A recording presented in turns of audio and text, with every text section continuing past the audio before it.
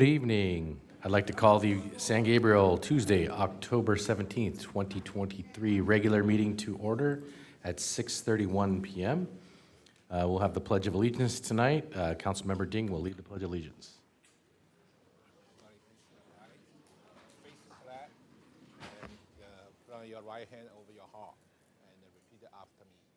I pledge allegiance to the flag of the United States of America and to the republic for which it stands, one nation, under God, indivisible, with liberty and justice for all.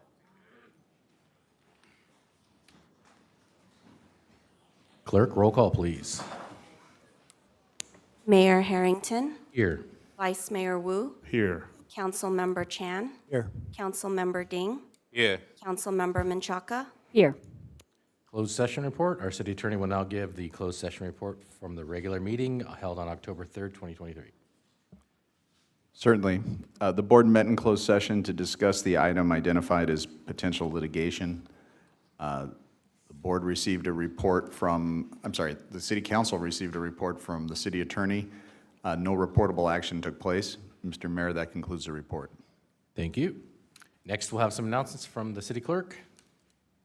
Tonight's meeting is live streamed on the city's online platform.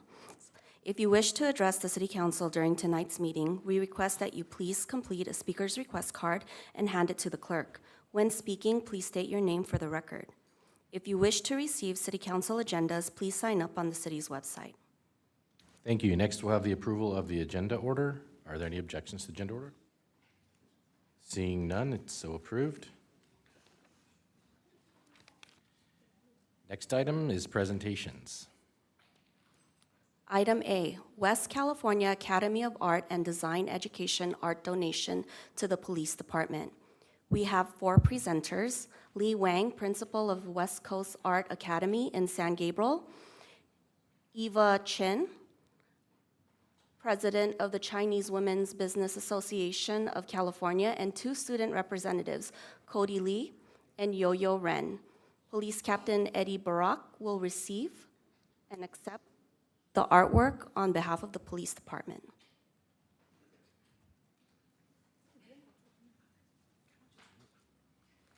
Have someone coming? Someone's got to take action.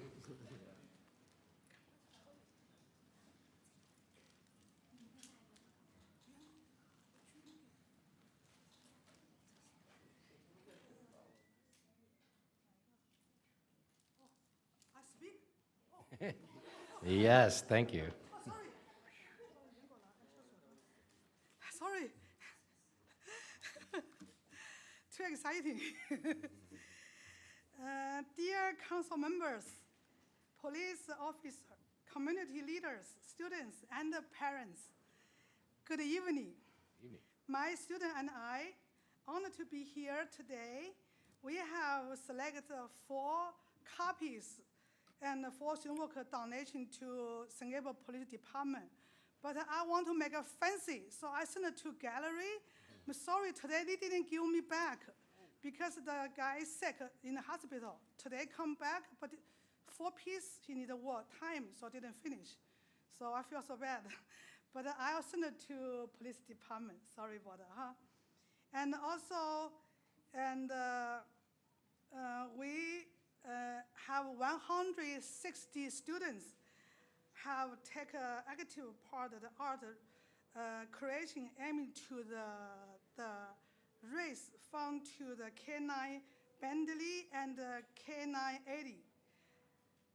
By far, we have successfully raised $6,000 and $10.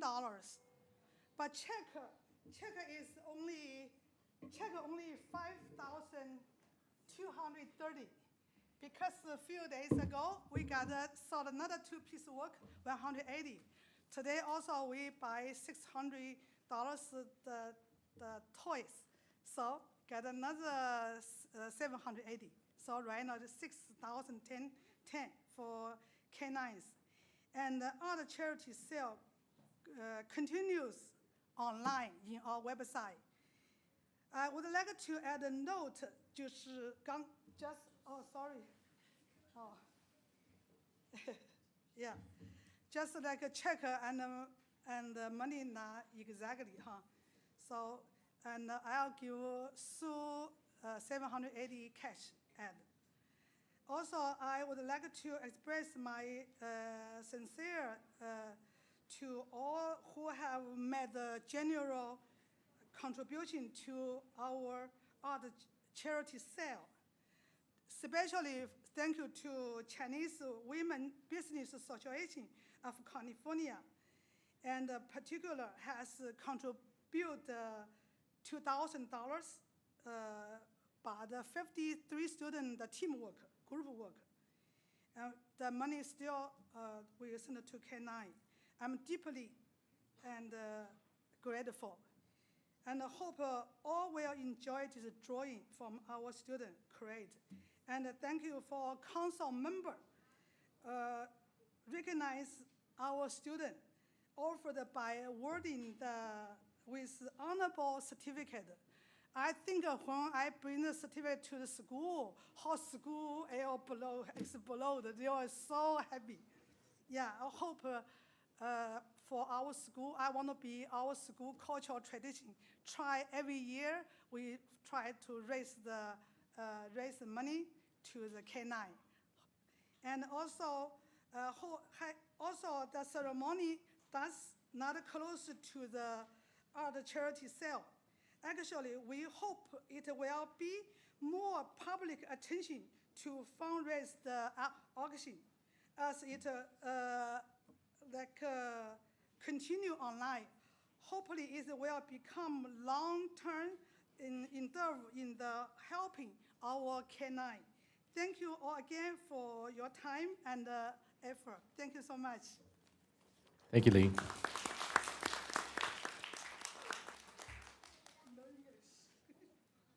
Do we have anything from the police department or Eddie? Good evening, Mr. Mayor and council members.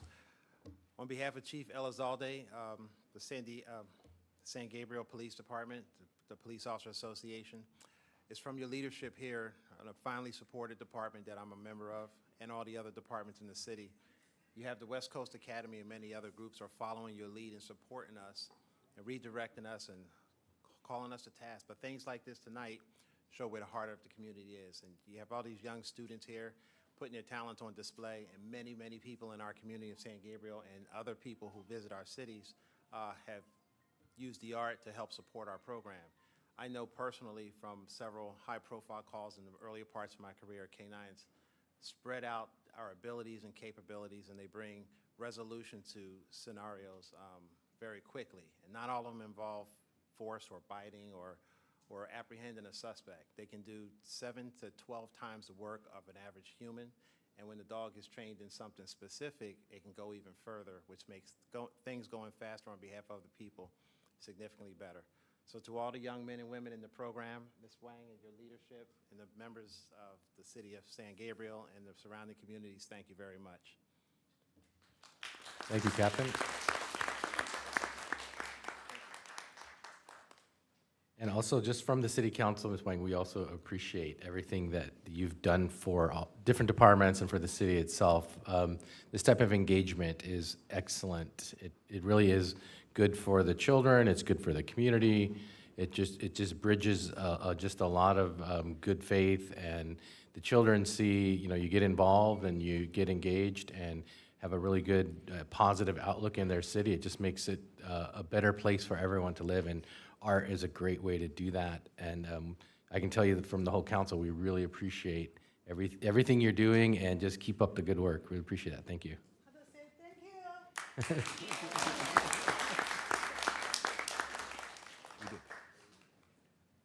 Yeah, so we'd like to, if the city council could join me, we'll take a picture with the art student. People finish talk, have 3 people. Oh, you have more speakers? Oh, we'll wait for the speakers. I'm sorry, I thought we have 3 more speakers. Sorry about that.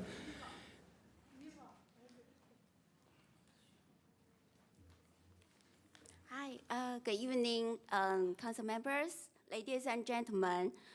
It is an honor for me, Eva Chen, as the president of the Chinese Women Business Association of California, to participate in fundraising event for San Gabriel Police K9, Bentley and Eddie. We are filled with love for this event and proud to contribution for K9 unit. It's a special fundraising event.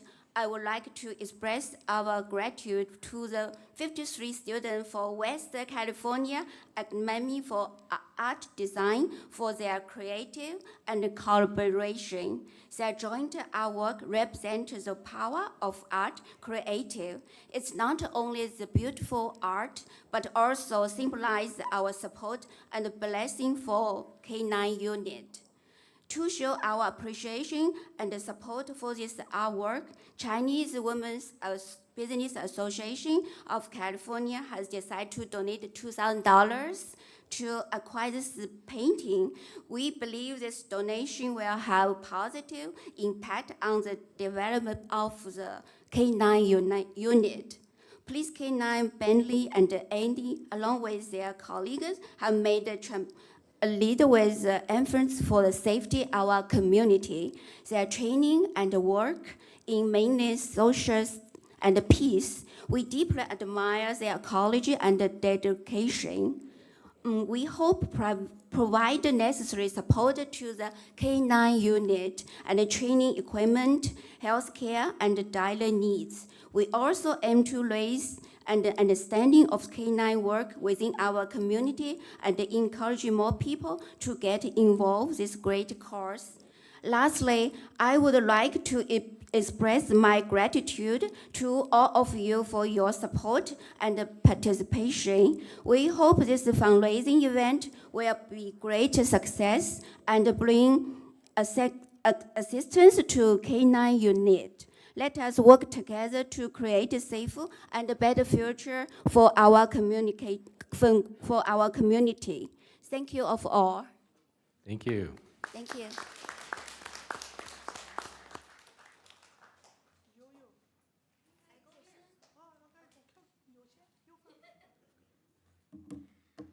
Hello, my name is Cody Lee. I am a student of Miss Wong's Art Academy. Firstly, thank you for the officers for your help in our community, for keeping us safe and responsible citizens. Thank you for helping Eddie and Bentley get better, and it is a privilege to have them serve and protect us. We really appreciate the work that Eddie and Bentley have done in the community, and we are proud of them because they kept us safe. I would also like to thank all the people that made art to support K9's Eddie and Bentley, because they all look like you put a lot of effort into each and every one, but also because you guys have raised a lot of money. Thank you very much to Miss Wong's Art Academy of Fine Arts for providing us with this event. Thank you all. Thank you. Well spoken. That student right now 12 years old. In our school, learned 9 years already. He coming 3 from Venezuela, all the way coming to here. Oh, wow. Yeah, and also something from San Diego, from Aurora, everywhere. She from Valencia, really far coming to our San Gabriel. Can just go to restaurant, go to supermarket, make San Gabriel like economy better. Thank you. Thank you. Good evening, everyone. My name is Zixuan Ren, also go as Yo-Yo. In our school's National Night Out Police Station event on August 1st, all the proceeds from the charity drawing sold for charity and remaining nearly 100 works for sales will be 2 police dogs that were donated to the San Gabriel Police Department to contribute social charity activities. The police are the protectors of our social security and the heroes in the hearts of our citizens. Police dogs are the loyal comrades of the police. It has contributed a lot to urban security and prosperity in our community. They are responding for patrolling public places to search for dangers and to maintain the safety of students and residents in the city. It has been a great success and many great contributions. The charity sells activities for students to raise money for police dogs organized by Principal Wang of our school, West California Academy of Art and Design, received act support from all the teachers and the students in the school and active actively participated in the activity with admiration to show their love for society and make their due contribution to the students. Through this charity sales, I have gained new enlightenment. If everyone can do more social charity activities, then I believe the world will be full of sunshine. Thank you. Thank you.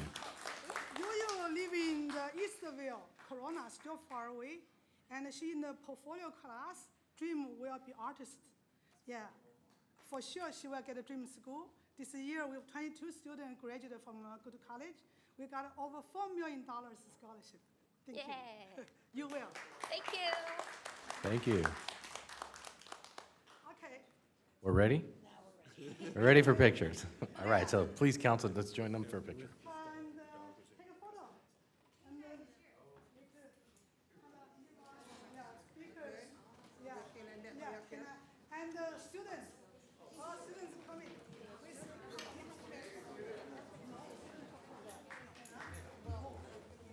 Not too much?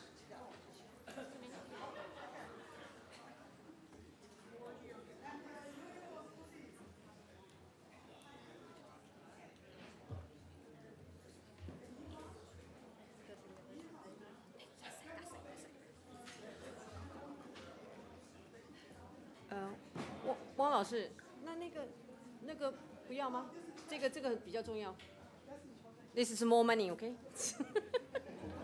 Right? Okay, can you? 哦，对不起，sorry.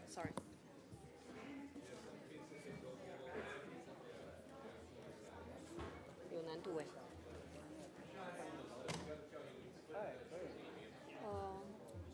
I'm sorry, can you curse a little bit, please? Thank you. 对。不好意思，可不可以小朋友蹲下来好不好？有些小朋友蹲下来好不好？这样旁边人可能照不到哦。这样。不蹲下来吗 ？OK， 好 ，Sorry。好，你拍了以后你过来，我吗？是，对不起。那我会按，OK， 好，我尽量。王老师，你站好呀，王老师，你要留个位置给您哦。对。好，谢谢。哎，你这太对。弟弟，你要不要蹲下来？这边好不好？叫他们俩靠。好，因为这样他会挡到。OK， 好。Yes, very good. Thank you.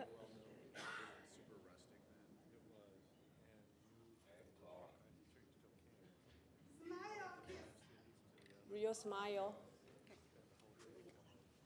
Over here, please. Thank you.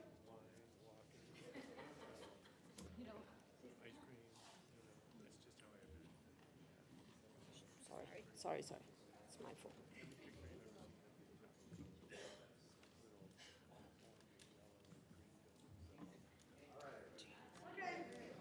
I'm last one.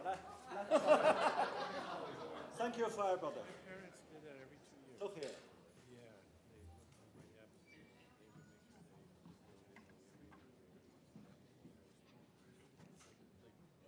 Thank you.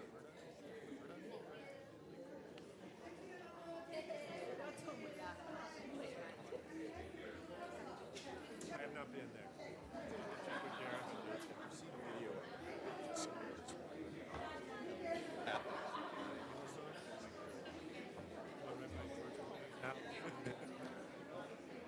I don't know.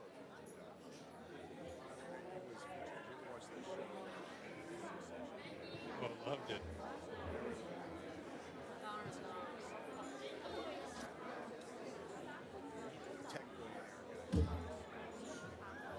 That's right. Helicopter in and they went up. That's a good scene. Yeah. That and I can't remember what Scandinavian country they were in, but they went to the other guys. They went up to the top of the mountain. Yeah. That was in.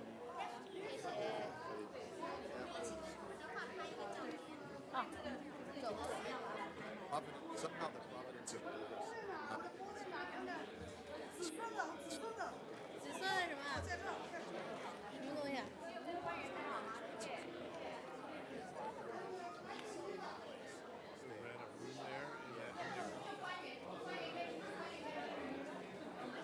I don't know that it was all vacation, but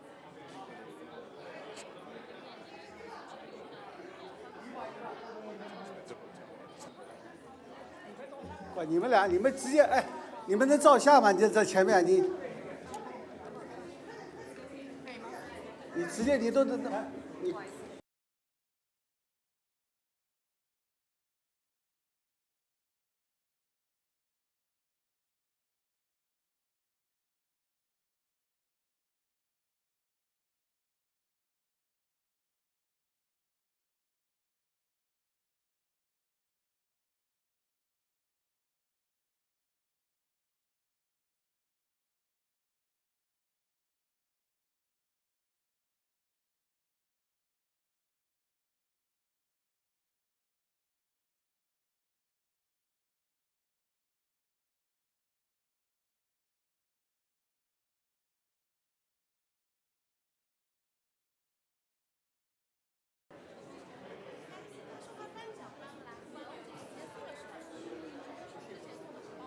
不是颁奖吗？要颁奖。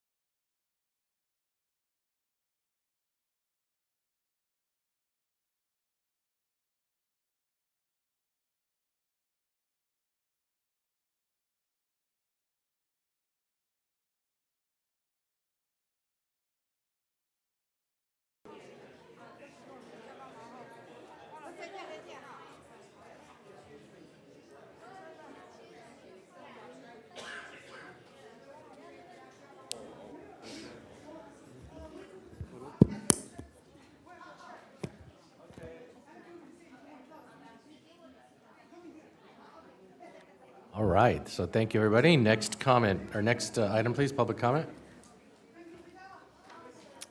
Public comment. This time is set aside for members of the public to address the City Council on items of interest that are not on the agenda but are within the subject matter jurisdiction of the San Gabriel City Council. If you wish to address the City Council, please fill out a speaker's card and hand it to the clerk. So far, Mayor, we've received one from Richard Valenzuela. All right. Richard, come on down.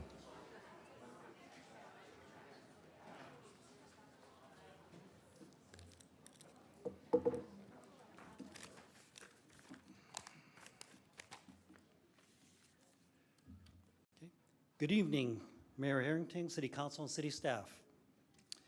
My name is Richard Valenzuela. I'm a longtime resident of the City of San Gabriel. Been here for many, many years, have a business here, and been running that business.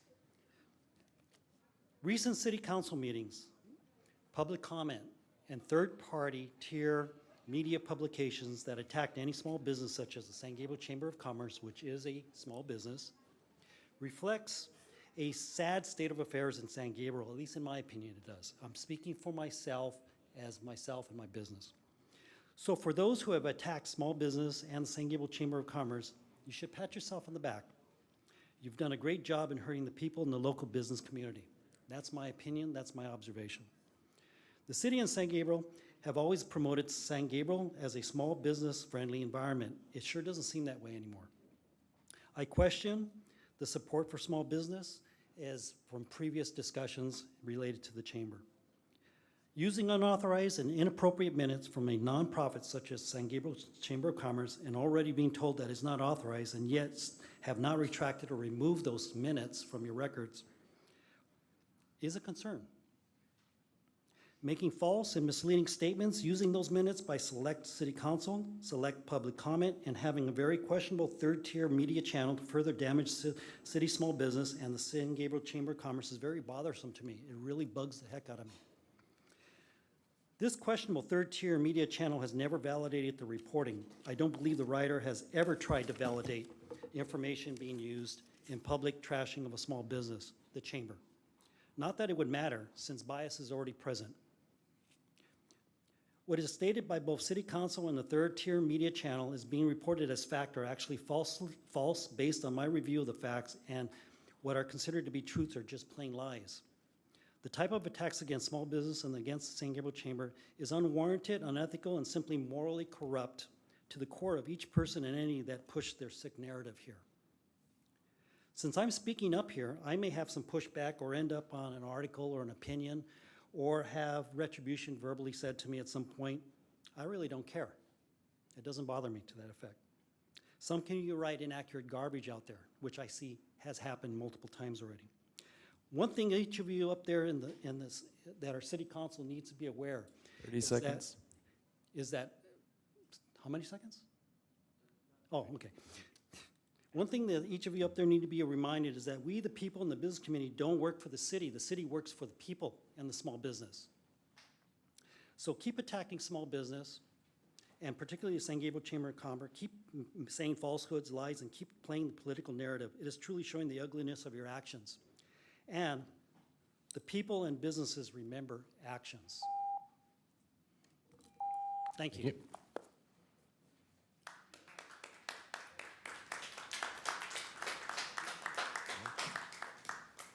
Do we have any other comments submitted? We have no other cards. Nothing online? Nothing.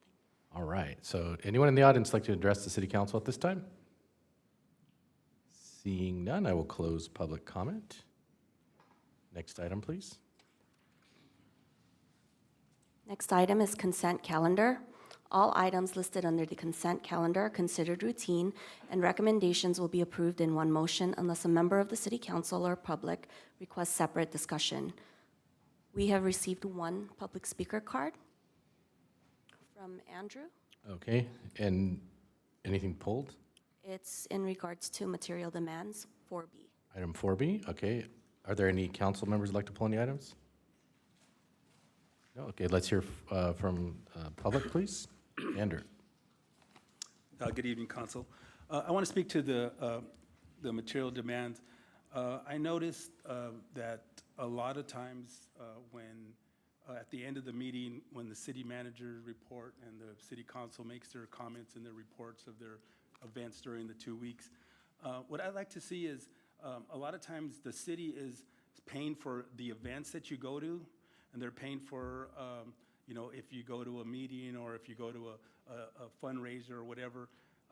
When you're talking about these at the end, I would like to see if you would just say, the city paid X amount of dollars for me to attend this meeting, just so we could, you know, just out of transparency. And the other thing that I noticed on the report was, on this last report was, we're gonna be spending $300 to send our new police chief to the LA County's Police Chiefs Association workshop. It's a 4-day workshop. Apparently it's next week. So we're spending $300, and you know, we're paying him probably somewhere a little over $1,000 a day to be our chief here, you know, with his pay and benefits. I have an issue with this association because the association Although the chief said at the last 411, he is apolitical, but this association is very political because they opposed the AB 284, which was penned in 2017. And that was to have transparency when police kill civilians. And they didn't want the attorney generals to be involved in the investigations on these. That's totally opposes the values of our city here. Also, they wrote a letter in opposition to Senate Bill 54, which is the California Values Act in 2017. Now, we had a meeting years ago at the Playhouse about the immigration issue with our police being involved in the immigration. And that's what this Value Act is all about, is allowing the federal government to come into our schools, our hospitals, into the prisons and deport people. And so it bothers me that we are funding, our chief to go to these workshops to an association that is basically opposing the values of this community. So I would like for you to, I don't know if any of you even know about this association, but maybe you could have discussed it amongst yourself to say, why are we doing this? Why are we promoting this so that he could bring it back to our police department? These views that aren't views that this community wants in here. Thank you. Thank you. All right. Do you have any motions or on the consent? I'll move to approve. I'll second. All right, we have a motion to approve by Councilmember Menchaca, a second by Councilmember Chan. Let's go to the board, please. Motion passes by a vote of 5-0. Thank you. Next item, please.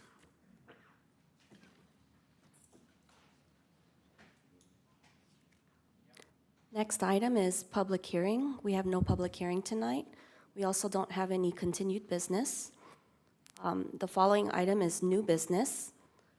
Item A, pickleball discussion, options for the addition of pickleball courts in San Gabriel.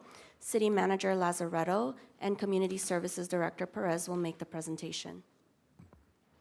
Thank you, Mr. Mayor, members of the council and the community. I just wanted to say a couple of brief words before I turn it over to Rebecca, who's got a presentation for you all to go through the options we presented. I wanted to first start out with a quick apology to the council and the community that we're having to hear this twice. Although I would love to talk about city issues as many times as it takes to get consensus or at least the most people in favor of an item. In this event, I thought we had all the information before you last time to make a decision, and that turned out not to be true. When we heard from several of the community members, but most specifically the tribal leaders, and they made references to agreements that were supposedly out there for Smith Park and for Smith Park to remain open space, we went and did research, and we were not able to turn up any agreements that specifically restrict the city or the council from doing improvements to any part of Smith Park. But it was very clear when we found staff reports and other information related to the approvals of the expansion of Smith Park back in the late 90s, specifically 1999. The staff report that we've attached to your agenda report tonight clearly states that the council and the architects and the tribal leaders at that time were all under the impression that the west side of the park would be sort of in perpetuity reserved for passive uses, for picnicking, for folks to gather with their families, but also for the tribal leaders and their families to gather and perform their ceremonies.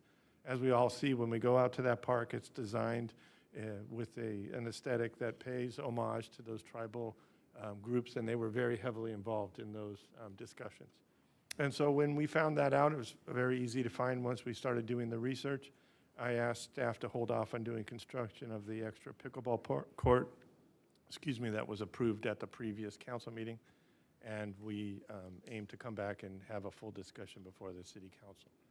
We talked about several options with the tribal leaders, and it's very clear that they would like to keep Smith Park as much the way it is.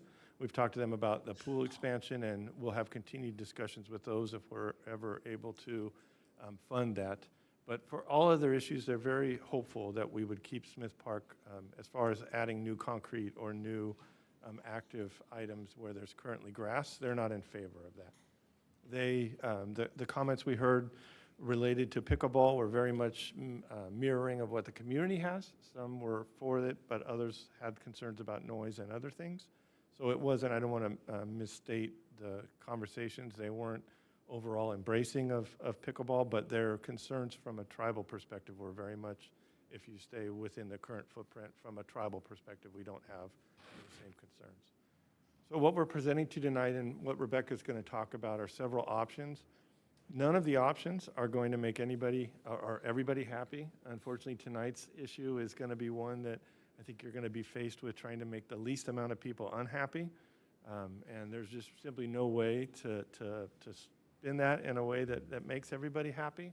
And so everything you see tonight that Rebecca presents will have pros and cons. And ultimately, I think it's up to the council and the community to decide what is best for pickleball, for Smith Park, and for the other parks in our city. And so with that, if Rebecca can run us through the options, and then Rebecca and I, as well as Greg, if there are any construction comments or questions, Greg would be here as well to answer any of those questions. Thank you for that introduction, Mark. Good evening, Mayor Harrington and members of the City Council. Tonight, as Mark said, we are bringing options forward for the addition of pickleball courts in San Gabriel. Just a quick recap for those who have not been present at the council meetings. During the July 18th City Council meeting, staff presented the construction contract for a new pickleball court at Smith Park. Public comments and a petition were received at that time, and City Council requested the item to come back at a future meeting. At the August 15th meeting, the item was presented again with options, and again, many public comments were received, and that's where, as Mark said, we heard the comments from the tribal groups.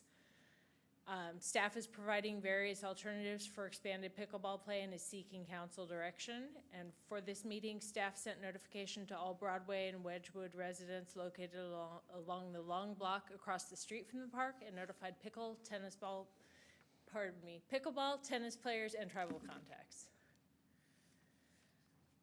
Just a little background, Smith Park was the first park in San Gabriel established in 1932, and at that time, 2 tennis courts were built. In 1999, as Mark alluded to, the city received Proposition A funds to expand Smith Park, incorporating the area west of the tennis courts. While there was no formal agreement as to how the expanded space should be used, the city worked with the local Gabriel tribe to establish a themed picnic area and passive use green space, and the staff report has been included with your report. In 2017, with the growing popularity of pickleball, permanent lines were painted on one of the tennis courts, which allow for pickleball play with temporary nets. In 2019 and in 2020, Community Services applied for a Proposition 68 grant to fund park enhancements. Community groups came forward at that time to recommend the addition of a new court to include 4 permanent pickleball courts, and that's where we are today. Tennis and pickleball use, for your information, Smith Park operating hours, the park hours themselves are 7:30 a.m. to 10 p.m. Current hours for pickleball are Monday through Thursday and Saturday from 7:30 a.m. to noon, and Monday through Thursday from 6:30 p.m. to 10 p.m. So, as Mark mentioned, included in your staff report, staff has reviewed and provided several possible alternatives, and we're going to go through those now for the addition of permanent pickleball courts. Alternative 1 is at Smith Park, and the option is to resurface 1 court for tennis play. That would be the west court. It would be for tennis only, and 1 court with 4 permanent pickleball courts. So that's shown here as the easternmost court, closest to the swimming pool. And this is a new graphic that we just created today that's not in your packet, but it illustrates so that we... That's alternative 1A. You're jumping ahead. This has the pickleball, though, painted on those, which the ones in the packet don't have, so you can see which of Okay. the. Oh, sorry, Maryland expanded these, so that's the option one larger. This is alternative 1A, which is not included in your report, but included for your review tonight. This would include the addition of 4 pickleball courts on that easternmost court, and the addition of striped lines for both tennis and pickleball on the west court. And that's a larger size. And I just want to make it abundantly clear, I'm sorry to keep interrupting you, that when we talk about the addition of pickleball courts or any courts at Smith Park, it's using the existing 2 tennis court footprints. So it would not be adding another court.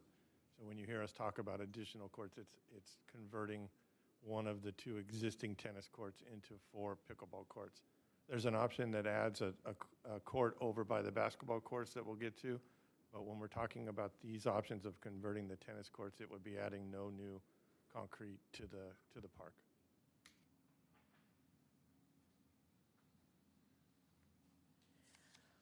Alternative 2, which is also at Smith Park, would be to convert both of the existing courts to permanent pickleball courts. So it would make 8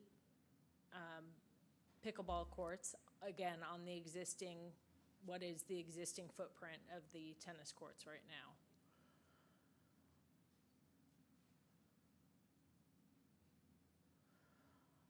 Alternative 3, which is also at Smith Park, is to convert both of the existing courts, so again, not changing that footprint, to permanent pickleball courts, so making 8 permanent pickleball courts, and to locate a new tennis court adjacent to the basketball court. And you can see that here on this map. And while I'm here, I'll give a shout out to Charles Lee in Public Works, who created all of these images for us. That's that option again. There are 2 options that were identified in Vincent Lugo Park, which, as you all know, is the city's largest park. There were a variety of options that were proposed, more than 15 options that were proposed, but looking at the options, these seem to be those that were least invasive of the open space. They obviously do take up additional open space, but not conflicting with the area where we hold our summer concerts and summer movies. So this is alternative 4A, and it's to locate 2 permanent pickleball courts, and this is one possible location option. And the second, which we'll call 4B, is located immediately adjacent to the restroom building.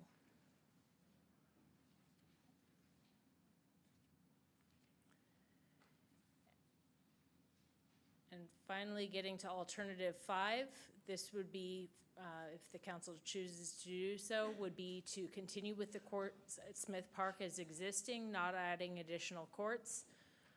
Current courts at Smith Park and Washington School Park would be resurfaced as previously approved by the City Council, but no courts would be added. And that would be an option that should council choose to take it.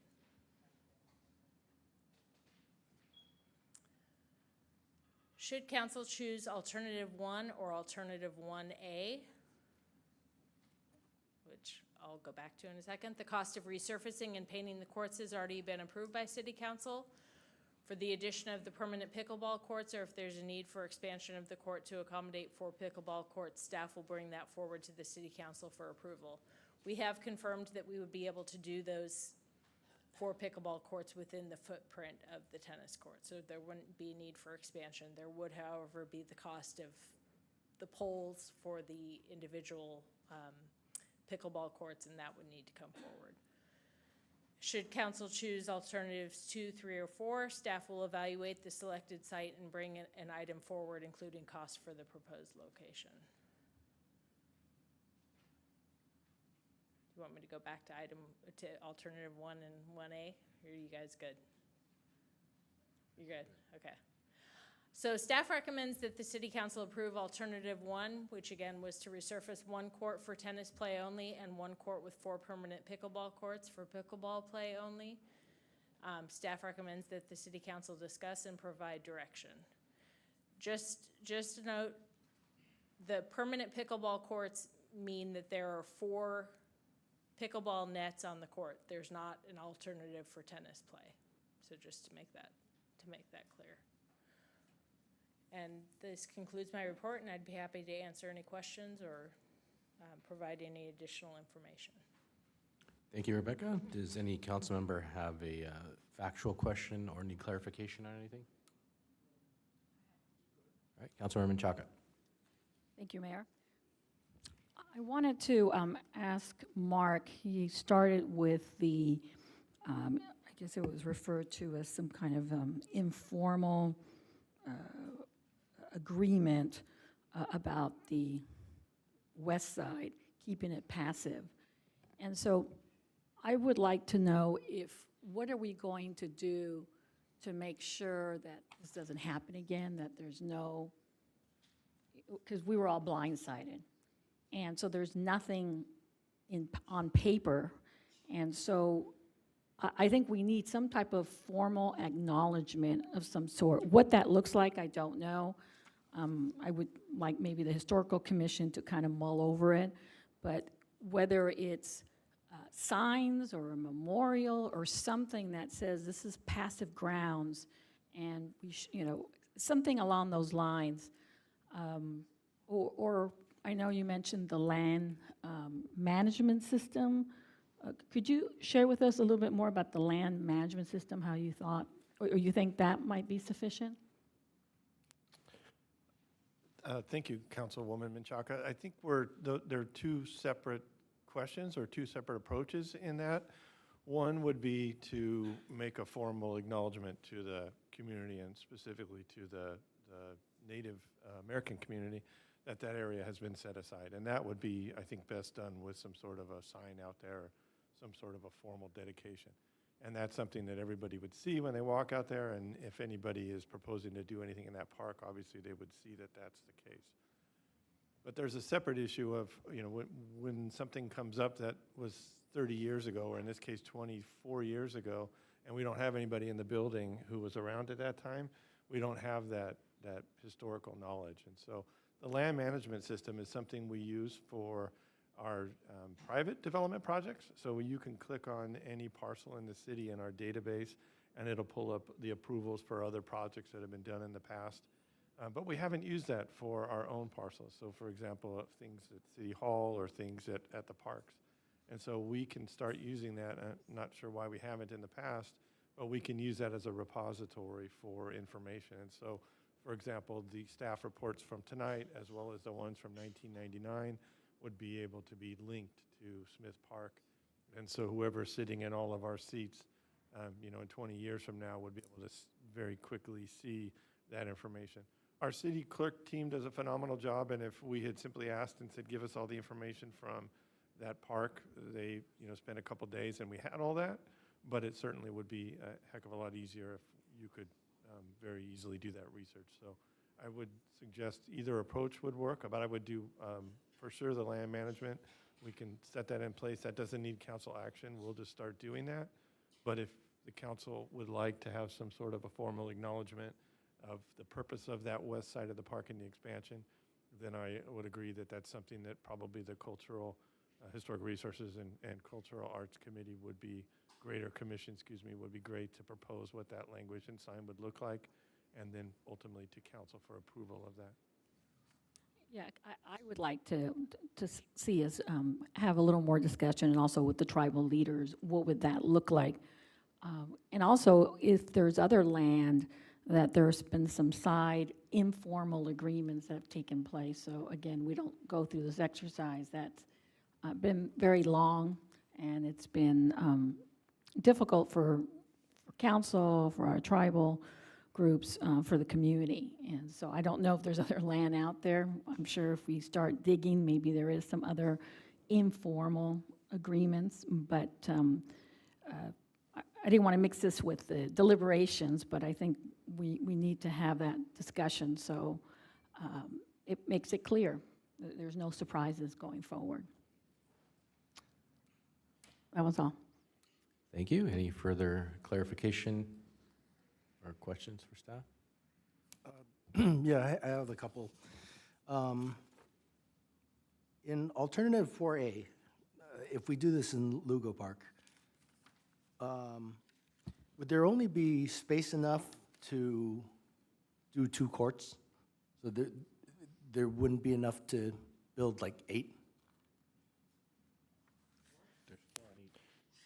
I think, no, These are 2, wait, that's 2, actual 2 courts, right?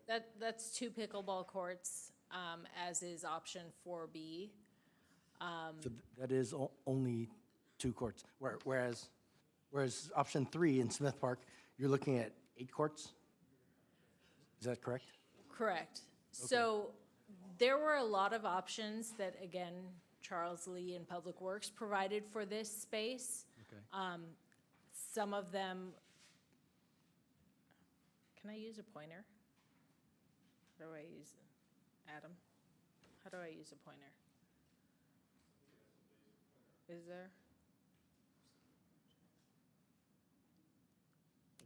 Just to clarify while Rebecca's doing that, those pictures on the screen, each of those is 1 pickleball court? 1 pickleball court, so that would be 2 pickleball courts, as opposed to a tennis court conversion, which would be 4 pickleball courts. Right. So the size you're seeing on the screen of the 2 of them together is slightly longer than 1 tennis court. Slightly longer than 1 tennis court. So that's basically the space of half a tennis court. Exactly. That's right. And we looked at several options. I think Rebecca mentioned 17. And absolutely, we can fit 16 pickleball courts at Lugo Park, but it would go in that center grass area. That's where we do all the soccer players play there a lot, but also where we do our concerts in the park and all of that. Okay, so that would take up that space, well, the more we build, the more of that space we take up, which is, like you said, for the concerts. Right. Correct. And the other option that I have talked to Public Works about and likely could happen would be that rather than 2 pickleball courts, you could do a tennis court. So it may not fit in this option, but we could fit it in this option. Right, Be okay. a tennis court as opposed to Yeah, pickleball that's an courts. option too. Well, just from a sound standpoint, this is kind of a little bit more ideal because it's farther from homes, because it's close to the wash and it's like the southwest end. Okay, that answers that. Let me see if I had any other clarifying questions. In the option 3, going back to Smith Park, so there would be enough room to build a tennis court right next to the basketball courts? Yes. Okay. And then that way, you can convert the existing 2 tennis courts to all pickleball, which gives you 8 pickleball courts. Right, and that's what this option is. Right, but the only downside is the noise, because there's close to people who live across the street. Okay, I think I understand. That's all the clarifying questions I have at the moment. I yield. Thank you. Any further questions? Vice Mayor. Thank you, Mayor. Well, Rebecca, thank you very much for the report. A quick question. It seems like the alternative or options is not included in the Marshall Community Park, which has been removed from our previous agenda. I understand that could be, if we have a pickleball court there, that could be too narrow for police to drive their car in. Is that the reason that you have removed that from our agenda? Yes, thank you for drawing attention to that. So that was included in your staff report as a possible option. We could fit 2 pickleball courts on that, what is currently an asphalt volleyball court. We did learn, though, that there's a police satellite station there, and they use that area for parking their motorcycles as well as their parking enforcement vehicle. And Garvey Unified, who owns that property, has also implemented an early education program at those former school buildings right on that site, and they also utilize that small asphalt area as parking. So we didn't include that as one of the Option. ultimate alternatives, right? I see. Because of those. And parking at Marshall is challenging as is. It's a challenging site to park. Okay, thank you. Tony? Thank you, Mayor. So, because most of we focus also, thanks to Rebecca and then Mark make decision to come back to discuss. And for the tennis court, and because original the tennis court right now, it's think about the pickleball. So our city have any place, another place can, like a tennis player can go to the place, tennis court? Or how many we have? So currently, and they're actually on Washington School, which the city has a joint use agreement with both Washington and Coolidge School for use of those sites for park space after hours. Washington School has 2 tennis courts, and those are available during the school year. It is limited to 6 p.m. to 9 p.m. After school, after the school day. That's when the school park is open. I see, okay. And on the weekends, it's open 9 to 9. So the space would be available, and I'll give a caveat that is also where we host our recreation classes, tennis classes. So those are also, oftentimes the space is utilized in the evenings for those tennis classes. There are also 2 courts at Roosevelt. Those courts are not currently opened, and they haven't been opened since the pandemic. Those are located on the Roosevelt School campus and are not quite as easily accessible as the Washington courts are. So we have any plan to open the Roosevelt? That will be a discussion that we need to have with the school district to see if that's something that they're. Excuse me, what about Jefferson Middle School? They have tennis courts. Oh, that's a good call. We've not ever used, and we don't have a joint use agreement for their facility. So we Doesn't have to- Gabrielino have tennis courts? I would imagine. Jefferson have the tennis court too? Jefferson. Yeah, Jefferson has tennis courts, but we don't have a joint use agreement. Okay. All right. Okay, thank you, Mayor. We have a joint use agreement, it just would have, that portion would have to be added into it. Thank you, Councilmember Ding. I just have 2 technical questions. One is, when you talk about permanent lines versus temporary lines, what's the impact to the actual play of the game? Because if you're saying if you permanently line for pickleball, then you can't play tennis. But if you temporarily line, you can play tennis when it's not, the pickleball's not set up? Right, so I'll go to this option here. The permanent, the court with the permanent pickleball courts is shown on the east side, closest to the pool there. With that, you actually have permanent lines, so you don't have tennis court. It would be resurfaced and repainted, so you wouldn't actually have tennis court lines. You would have 4, instead of having the tennis net, which is currently there on the dual courts, you would have, instead of that, you would have 4 pickleball courts with 4 pickleball nets. And those would be permanent? And those would be permanent. Yeah, so my question though is, what's the impact to the pickleball game? If is it a significant impact, a permanent court versus like we're using right now, a tennis court that's converted? Is there like a significant impact to the gameplay? Because the reason we're cutting off tennis on one completely, and right now we could play tennis technically on either one, if we had a tennis tournament, let's say, and then in the future, if you did that, I'm assuming you couldn't play tennis there. I don't know, that's why I'm asking the question. I'm not a pickleball player, so I don't have the answer to that question. In terms of space, I do know that the pickleball community that we have talked to, the space has been mentioned as an issue because there's not as much space in between. That was why there was originally discussion of extending the court, lengthening the court, if you will, to create some additional space. I don't know in terms of play what difference that has. What this option provides is the ability to play, obviously, tennis or pickleball with temporary nets on that west court, and playing only pickleball with the 4 permanent courts. Yeah, the reason I say that is because it seems that would be more prudent to allow both uses on both courts than rather just to dedicate, because then we have the flexibility of doing either tennis or pickleball on both courts. I just didn't know if it was a material impact or if it's something that it really is just a matter of lines.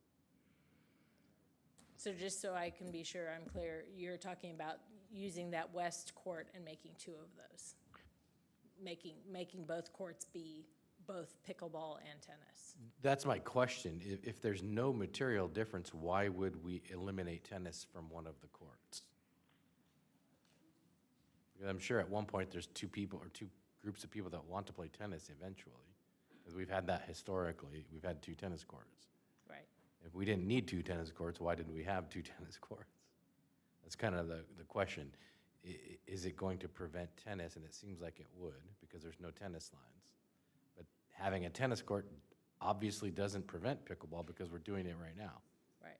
So that's kind of an exclusivity issue there. Pickleball lined exclusive for pickleball won't allow tennis, but tennis, you can temporarily set up pickleball. So how bad is that for a pickleball player? Is it not ideal, or is it going to drive pickleball players away? If it's just, oh, it's not ideal, but we're still going to play, it seems to me you have 2 tennis courts and all pickleball as well. And then it just becomes a scheduling issue with what people want to play, tennis or pickleball. Just a question. I don't know the impact, so I don't play either sport. That would definitely be an alternative that council could discuss. Okay. And then the second question really is, what is our use for tennis right now at Smith Park? Do we have a gauge about how much tennis is played? Is that something significant, or? I don't. I've honestly heard from one tennis player who reached out to me, and he was contacted about this meeting. I don't know if he's in the audience and or planning to speak. He was complaining about the inavailability of the tennis courts. I'll be honest, he wasn't against pickleball at all. He was for it all and people getting activity, but he was. The courts were not as available as he would have liked. Gotcha. And obviously we want higher use and better use of all of our facilities. I've noticed, just anecdotally, that Washington School is getting a lot more tennis than I can tell. I can see the courts from my house, so it's like, I see they're getting more use. I don't know if that's because pickleball is taking up the space or what's happening, but I notice more tennis players at Washington School, which is a good thing. I mean, I like that, but it might not be a good thing if it's because they can't play somewhere else. Right. So I just don't know that. So that's really the 2 questions I had, because if it's a minor impact, I would try and figure out why we would eliminate tennis from one of the courts. Okay. Any further questions, comments? Okay, so we will start with our public comment on this issue. So do we have any written comments to be read? Or do you want to do live first? Do we do live first? We have 12 emailed comments, and then we also have 8 members of the public here. All right, let's do our written comments first, and then we'll get those, the live comments after. The first comment is from Rosa Tran. She is a resident, and it reads as follows. Hello all. My family lives across the street from the tennis courts. We have been longtime residents of San Gabriel. I am writing to share that we do feel that an additional pickleball court will have a negative impact on the neighborhood. Not only would it remove green areas from the park where people picnic and play other games, but adding additional court will cause a bigger increase in traffic and noise. During the pandemic, we would picnic on the green areas, play games, and have visits with friends. The green space is a wonderful canvas for a multitude of activities and not just one singular activity. Since the tennis courts have been modified for pickleball, my driveway has been blocked from folks coming to play numerous times. We wake up to the sounds of people playing pickleball, and we end the night to the sounds of people playing pickleball.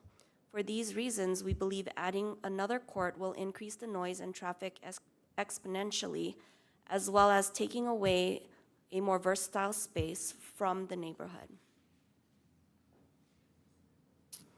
The next comment is from Howard Fong. He is also a resident. If plans to build new pickleball courts next to existing tennis courts at Smith Park is canceled, I prefer the continued use of portable pickleball nets on the existing tennis court at designated hours. This results in no permanent loss of tennis courts in the city parks. Do not allow the installation of permanent pickleball nets on existing tennis courts at Smith Park. Thank you. The next comment is from Dennis Sam. He is also a resident and reads as follows. Hello, council members and staff. I believe the below proposal will be a good compromise to address the noise issue for residents and the long wait time due to lack of pickleball courts at Smith Park. 1, keep existing tennis court footprint and install sound barriers on the north side fence of the existing tennis courts. Number 2, provide or improve lighting in the lawn area outside the court entrance for better safety at night. Number 3, convert the east side tennis court into 4 dedicated/permanent pickleball courts. Number 4, draw permanent lines on the west side tennis court to accommodate 4 additional pickleball courts and prioritize these courts for pickleball use after 7 p.m. Monday through Friday only. And number 5, rearrange the 2 existing doors to have them swing outward for better accessibility. Doors swinging out will not block the walking path. Thank you for your consideration and acceptance of this proposal, Dennis.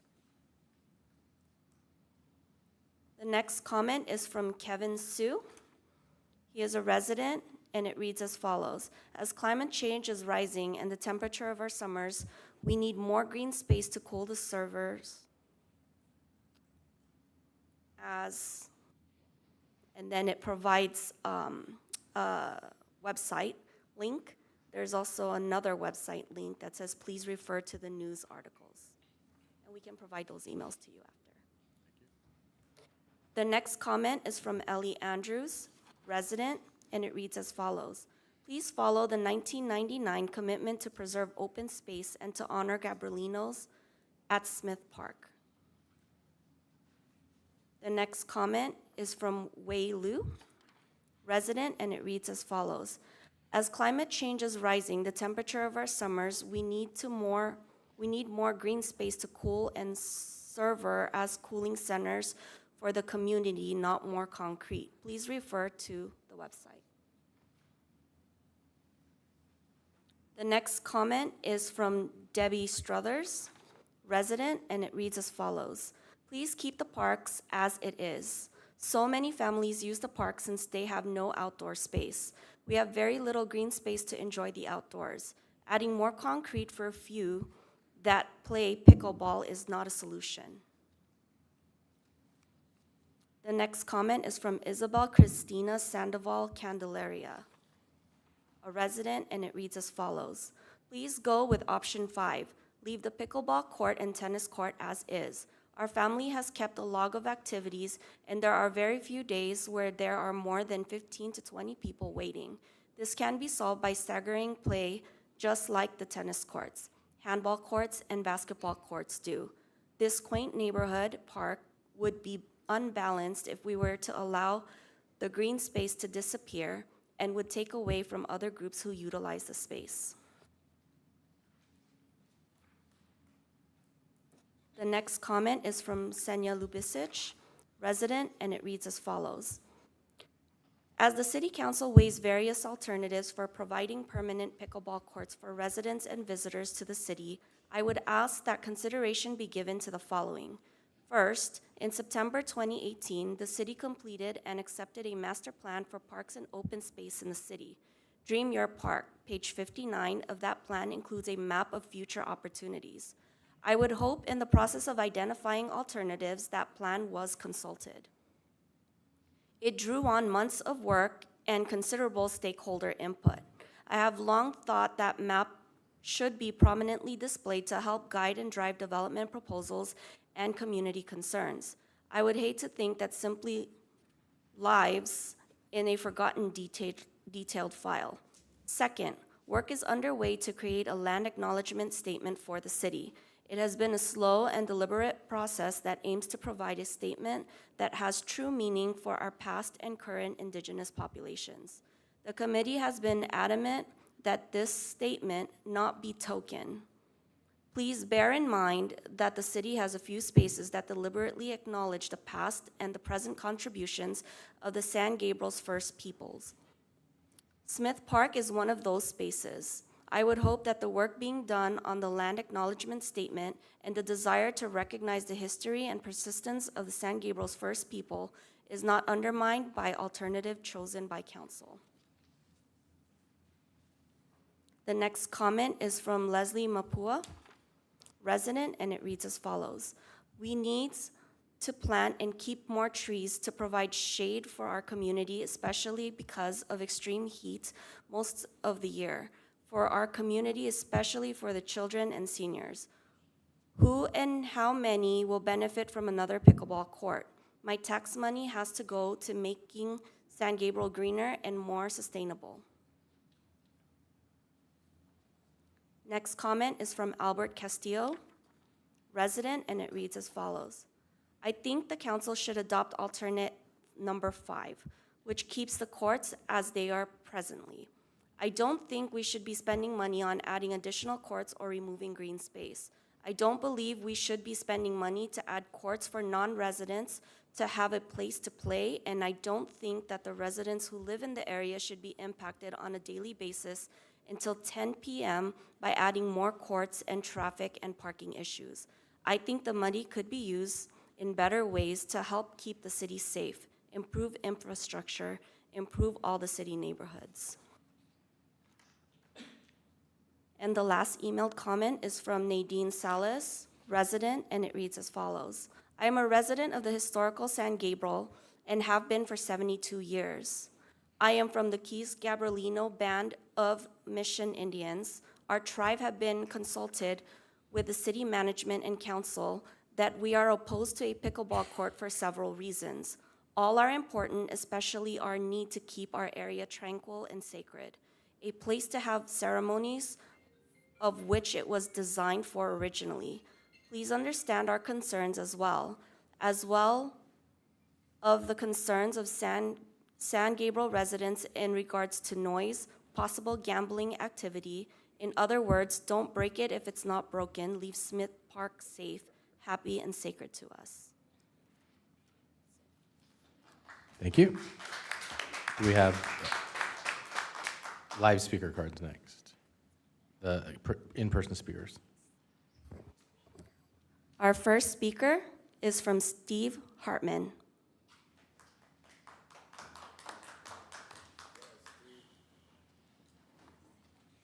Good evening.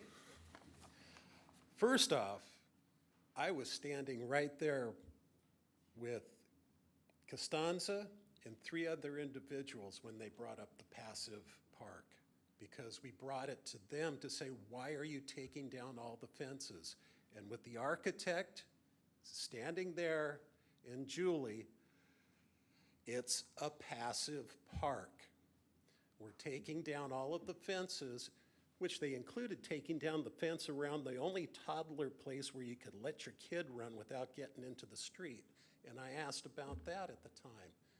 And to answer your question, she said, it's a passive park. So, and with that, I had a bunch of stuff to say, but I like what I'm seeing. At least there's alternatives. I don't want to add another tennis court. To me, I'm directly across the street. And that's going to, every morning, going to like be that smack in the face and looking like a prison yard. And that's really what I was really concerned about. Your pickleball courts, you know that there's many, they're what they call minis that are only 44 feet wide. You can mix this up and put even mini courts And I have a question is, why are we leaving the very far spot of the park that is actually, I went and measured it, that you could put 6 courts over there on the Clary side and only take out 2 trees and move 1 whale? Is it because of the apartments?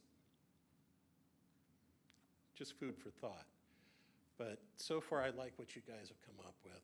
But please, we've got traffic issues, we've got noise issues.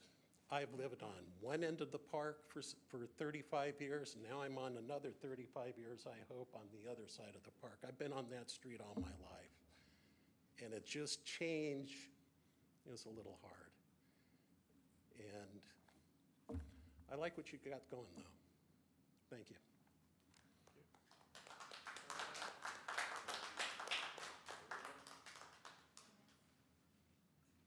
The next speaker is Anthony Morales.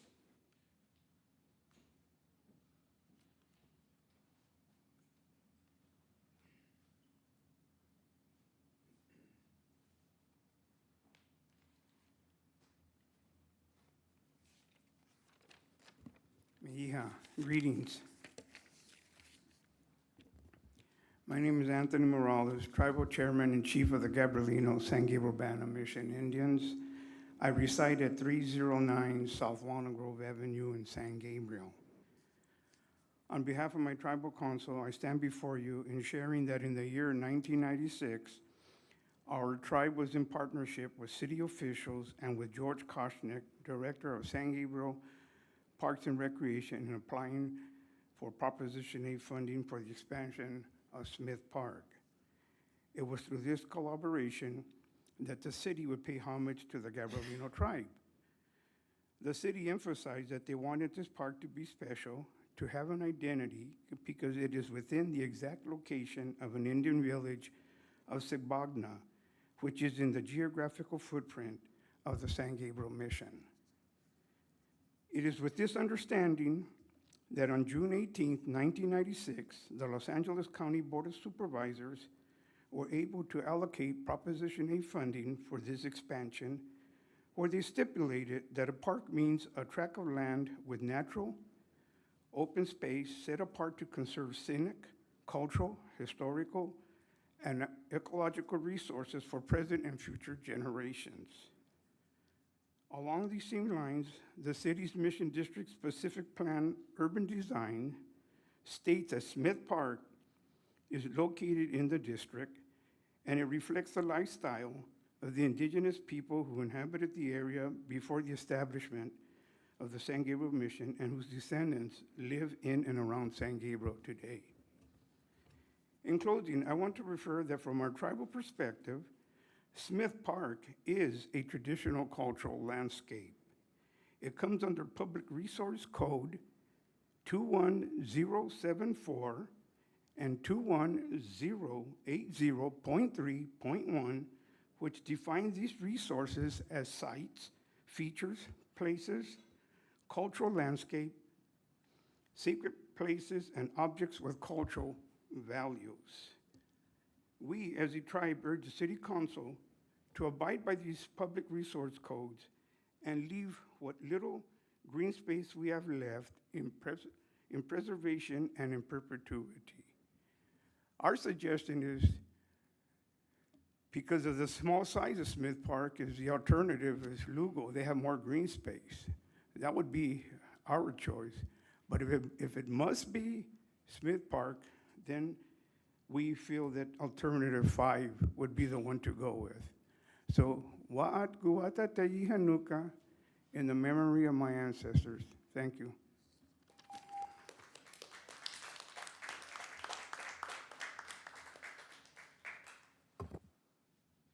The next comment is from Christina.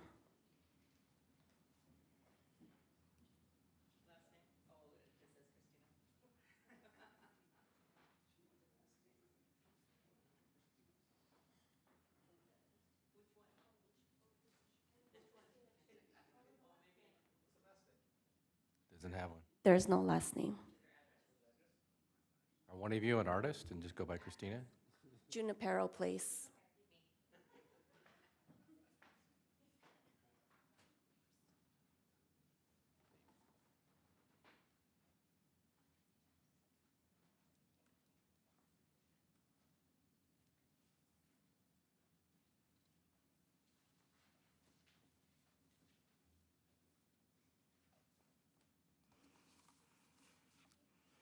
Hello, City Council. My name is Christina Salazar. I am a resident of San Gabriel.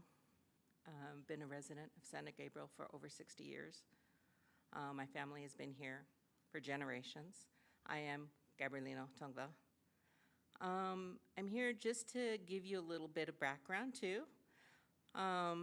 First of all, this is from resolution number 9724. This is from dated in 1997, August 19th.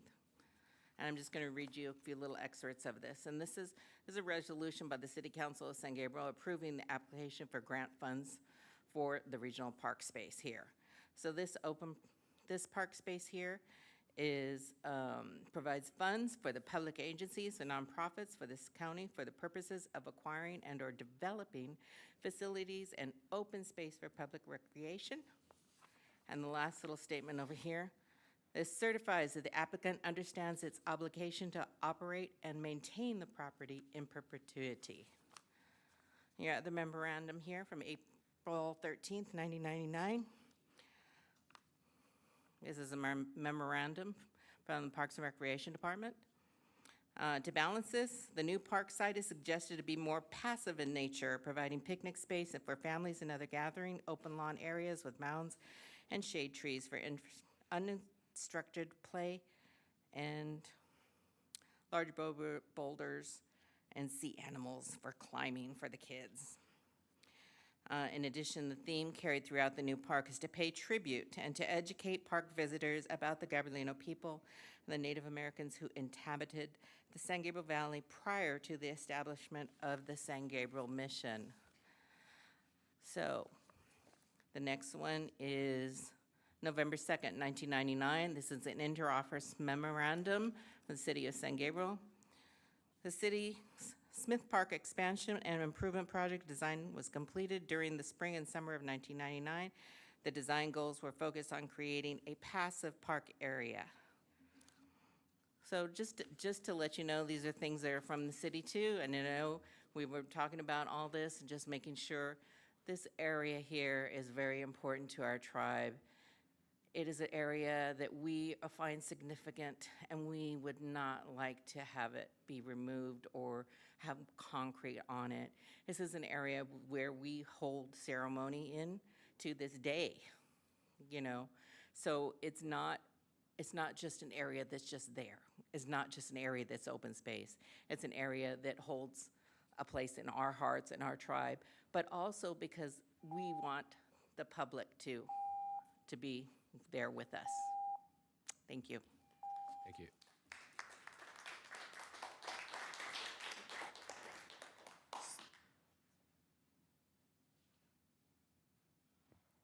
The next comment is from Andrew. Which one?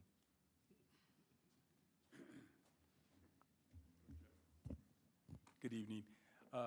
Yeah, everybody who's spoken already has already spoken everything I wanted to speak to, the fact that, you know, we need to honor the Gabrielino tribe, right, the Gabrielino people.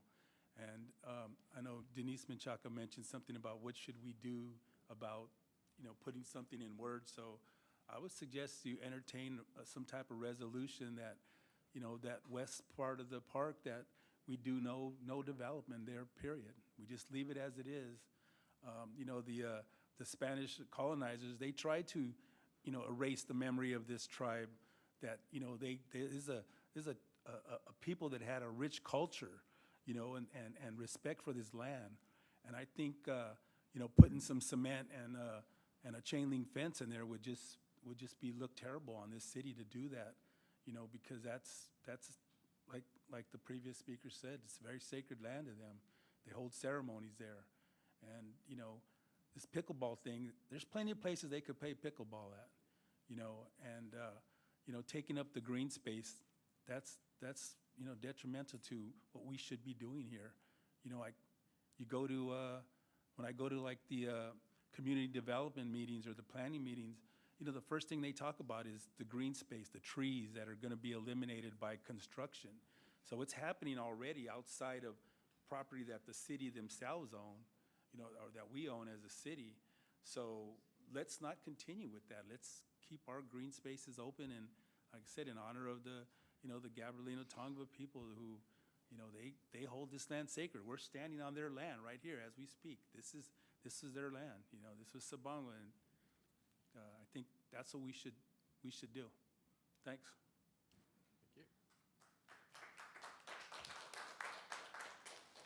The next speaker is Jonathan Vivanti.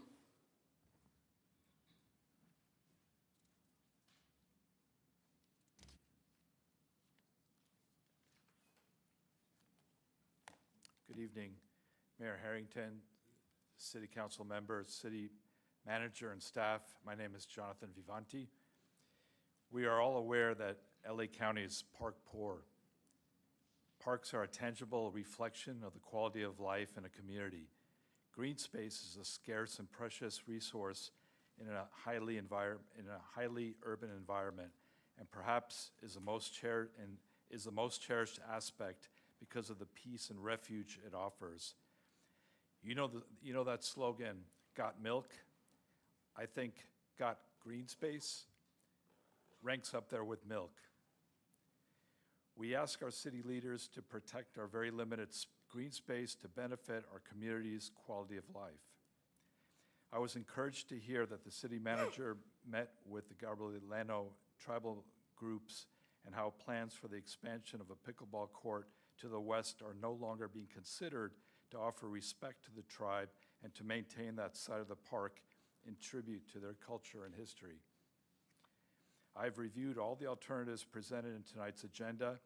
I was disconcerted that for most of the alternatives directly affecting Smith Park, there is a take of green space, either from the time of construction or possibly in the future.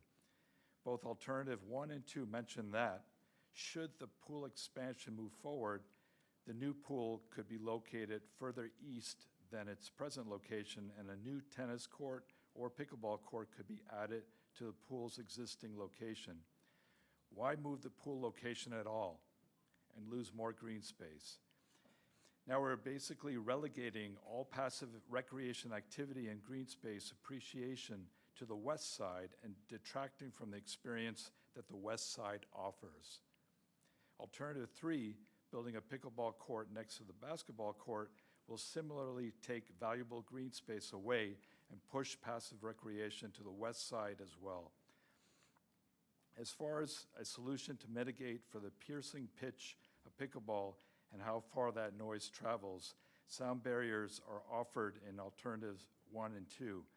This past weekend, I visited Somerset Park, home of Long Beach Pickleball Club, where a sound barrier was placed within the last month or so. I was first of all appalled by the sound barrier's aesthetics, but more importantly, I sincerely believe Long Beach could have found better ways to spend their money. In my view, the barrier did really nothing to mitigate pickleball noise. It was placed on the side facing the private residences. If they decided to even extend the barriers on more sides, however, I still doubt there would be much reduction in noise, and I think it would pose a security risk as well. I also believe that sound barriers will become a graffiti magnet. I suggest that the city manager and staff might go visit the site if you have not done so already on a Saturday morning when there are up to 32 people playing and make your own assessment. The pickleball industry is investing a lot of money into research and development. They're looking at trying to develop quieter paddles and playing balls. The city can consider being patient and waiting for the next generation pickleball technology. Lastly, I want to state for the record that alternative 1A was a complete surprise to me and not on the agenda presented to the public. Thank you very much. Thank you.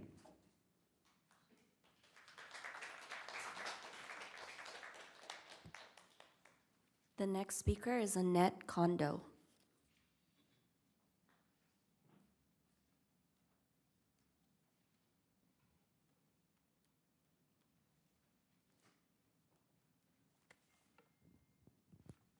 Good evening, council and city staff. My name's Annette Kondo. I'm a resident of San Gabriel. My family's been here since the 1950s. There is some good news and there's some bad news in the report. But first I want to just state, Alternative 5 is really the only way to go. None of the advocates and speakers that support the parks have been against pickleball. Alternative 5 works. It allows for pickleball and it allows for tennis. So many of these options actually wipe out either current tennis or future tennis, and that's inequitable. It just removes another use of the park. So the other good news is that after hours of really listening to dozens of speakers at August 15th, it looked bad for us. The council voted to approve removing trees and land for pickleball. That happened. That vote happened. The contract was going to move forward. But I want to thank the tribes. It was their concerted efforts to really meet with the city staff and to go over again the same points that we've been bringing up for months, that this land is sacred land. Full stop. Do not destroy it. Now, the other aspect that does concern me, and this is where we get into maybe I consider the bad news, is if you look at a lot of the comments on the petitions, and we're almost up to 500 just on the online. We've already reached well over 600 when you include the written petitions. Here's some comments. The city does not have enough green space as it is. Green space is better than gray. Money could be used for more important projects. Here's another one. It is important we preserve our trees and green space to protect our planet, as well as respecting lands belonging to original people. These are all the points they're making over and over again. So many of these alternatives just take more land and eliminate green space. I don't understand, and that's the bad news, I don't understand why the city doesn't respect and honor green open space. I did a little tally of some of our neighboring cities, and this is how park poor we are. San Gabriel has two medium-sized, some would say average-sized parks, Smith and Lugal. Marshall doesn't have very much green space. So Monterey Park has 12 parks, 74 acres. Many of those have huge open green spaces. They're not building on all those. They're not proposing lots of land. They respect their space. Alhambra has 6 significant parks. San Marino has Lacey Park with 30 acres. Rosemead has 5 parks. Arcadia has 13 parks. So we only have 6 acres at Smith Park.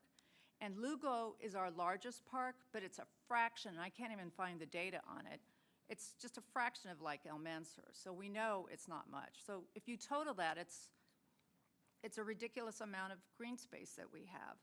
So please, when you consider all the comments that you've heard over months of protecting park, just go with Alternative 5. It keeps the pickleball. It allows tennis. I'm sure tennis players, if you go out there and see them, they do use the court. And also, you know, you're resurfacing and helping improve that current facility, which is the other argument we've been making for months. Use the money for existing facilities and improve them. But it really does concern me that down the road, you're looking at Lugo Park, you're looking at, you know, taking over land on the other side, the east side of Smith Park. Please respect the green space. Once you pave it over, it's gone forever. And the other thing is, imagine each of your homes. You all have front yards. You all have green space on the parkway. Imagine if that's cemented. That is never coming back. And that aspect of your life, it enhances your life. And that's what all these residents and users are telling you. Dog walkers, runners, you know, there's Tai Chi, people do picnics. They like the green space. And please, if you haven't driven by on many, many days, take a look at the pickleball and tennis courts. They're in use, but I don't see lines and lines of people every day, hour after hour, waiting to play pickleball.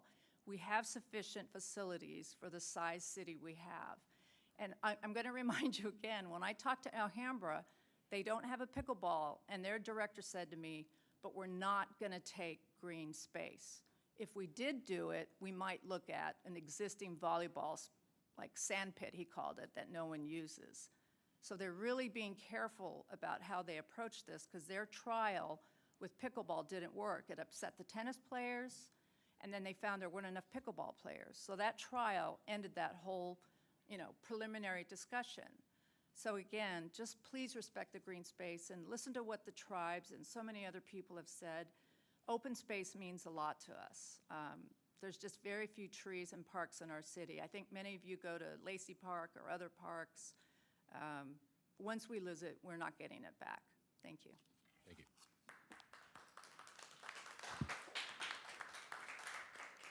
The next speaker is Raymond Lopez.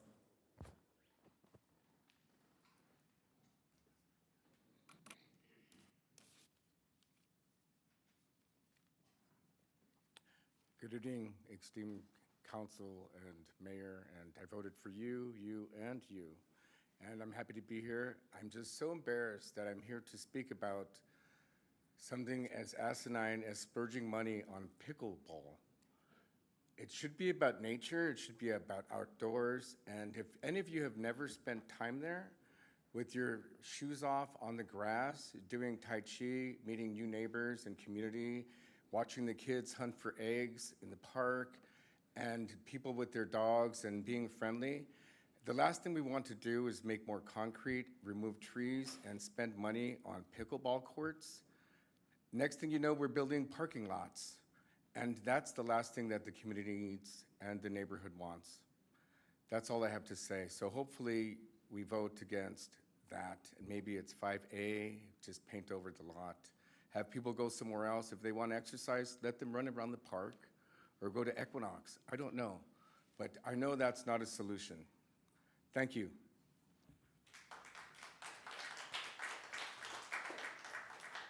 The next speaker is William M.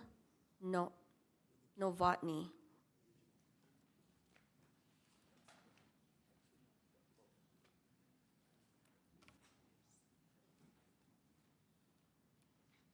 Good evening, and thank you for having me here today. I hope you've been listening. It's been a pretty clear message that's been passed on to you consistently tonight.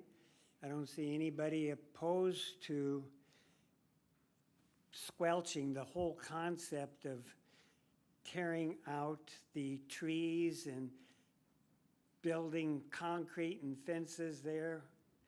This number 5 option speaks clearly as let good enough alone. It works beautifully. I'm new to San Gabriel. I discovered Smith Park within a matter of days of being there. I fell in love with it immediately.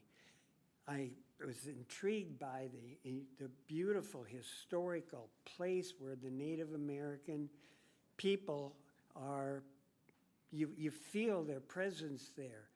They invite you into the culture there with their little signs telling you how they lived, what they lived on, what the trees are there and how it served the people, the thatched roof of the place there.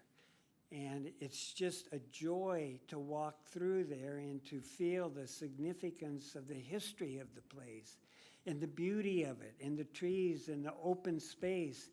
I was raised in the Midwest, and parks is the only place I can recapture the openness that I was blessed to have 80 years ago. And it's my profound hope that you will just take note of what everybody's been saying to you.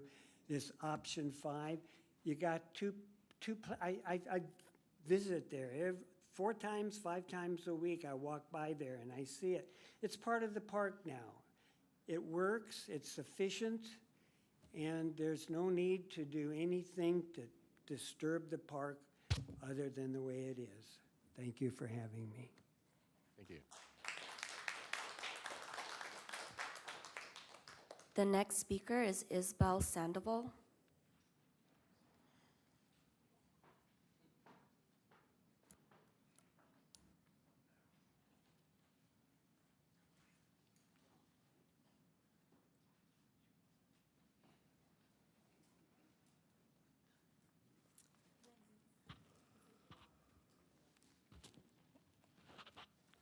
Good evening, City Council.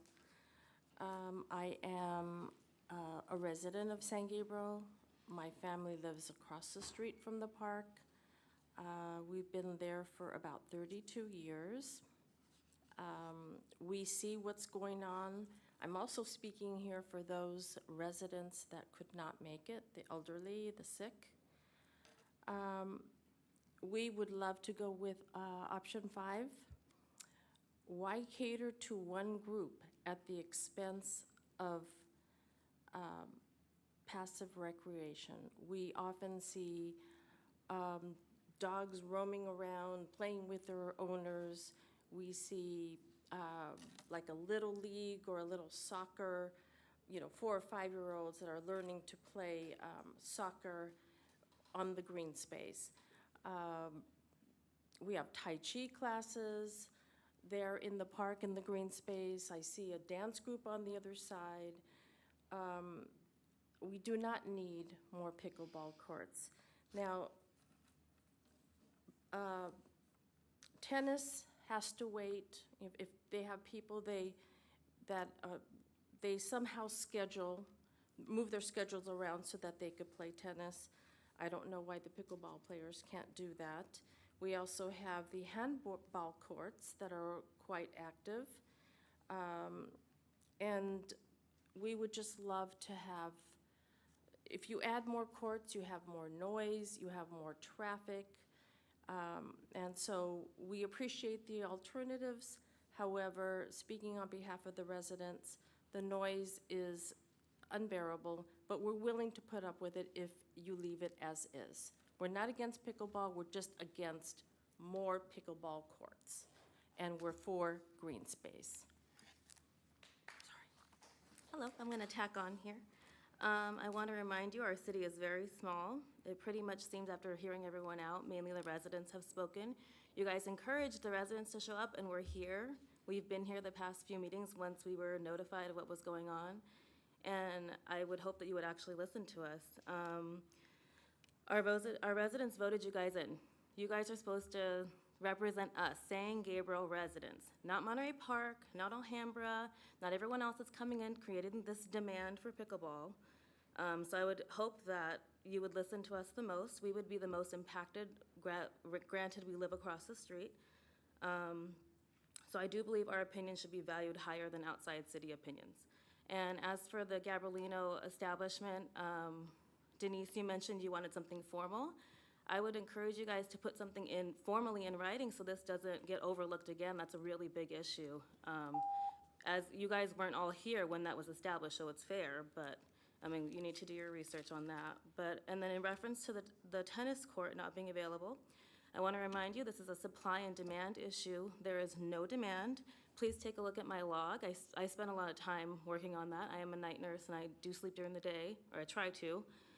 The noise is a big factor, but if you take a look at that, you will see my honest numbers. I have nothing to lie about. There are no pickleball players waiting to play. That is a fact. Anyone can challenge that, that's fine, but take a look at that log. You will see 2 days out of the month of September in which the courts were completely 100% full. No one waits. And as far as the tennis court, tennis player saying that he couldn't play, I wanted to address that because sometimes pickleball players want to space themselves out and utilize that A or B court. I don't know which one is the tennis court. But there are actually rules that are posted there, and I brought that up last time, where the pickleball players are supposed to give priority to the tennis ball players on that court. They shouldn't wait. So basically, the pickleball players should give up that tennis court, allow the tennis ball players to play for an hour, I believe, and then it's fair game. So that's kind of like an issue following the rules. There's no demand for this. So I would encourage you to go with alternative 5. Thank you. Thank you.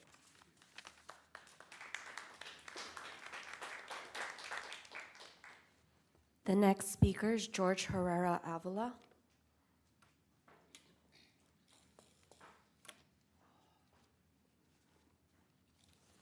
Good evening, Honorable Mayor, Honorable Council, and City Manager. I first of all want to start by saying thank you for reconsidering. I know that it takes a lot to double back and to do what you guys are doing today. My understanding is that there was a city tribal meeting with the tribes and with the city manager. You guys went out to the park and had a conversation, and the information was presented and so forth. You double back and put an announcement out there.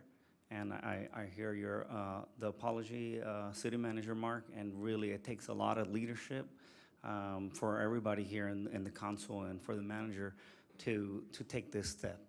I really commend that. I will also commend the tribe for stepping up and doing the homework and bringing the city up to speed. This is an unfortunate way to clash, but I do see that and feel that we're trying to come together now. And we're now, with all the information that we have, we're working towards the common goal and the interests of the residents. I also want to commend John, Annette, Tina, and daughter Jacqueline, and all the residents for coming out and doing all the homework and all the research and just really stepping up in interest of all of the residents. Green space is really valuable, so taking away green space is not the answer. I know the mayor asked if we go pickleball, can we go back? If we go pickleball, can we go back to tennis? The answer is no, we can't. So that's a great point. I know Councilmember Chang mentioned doing pickleball courts over at Vincent Lugo. I think we're gonna have the same problem. We have a lot more residents back there, and then we might have more echoing. Councilmember Menchaca, you mentioned a solution, right? Working with the school. I'll take it a little bit more further than that and propose that we consider working with the schools, but also for indoor facilities, and also with possibly partnering up with AYC. So here are a couple of solutions, and I urge the council to table this, not to make a quick decision today, and really reconsider and reevaluate what was all said today. Thank you so much.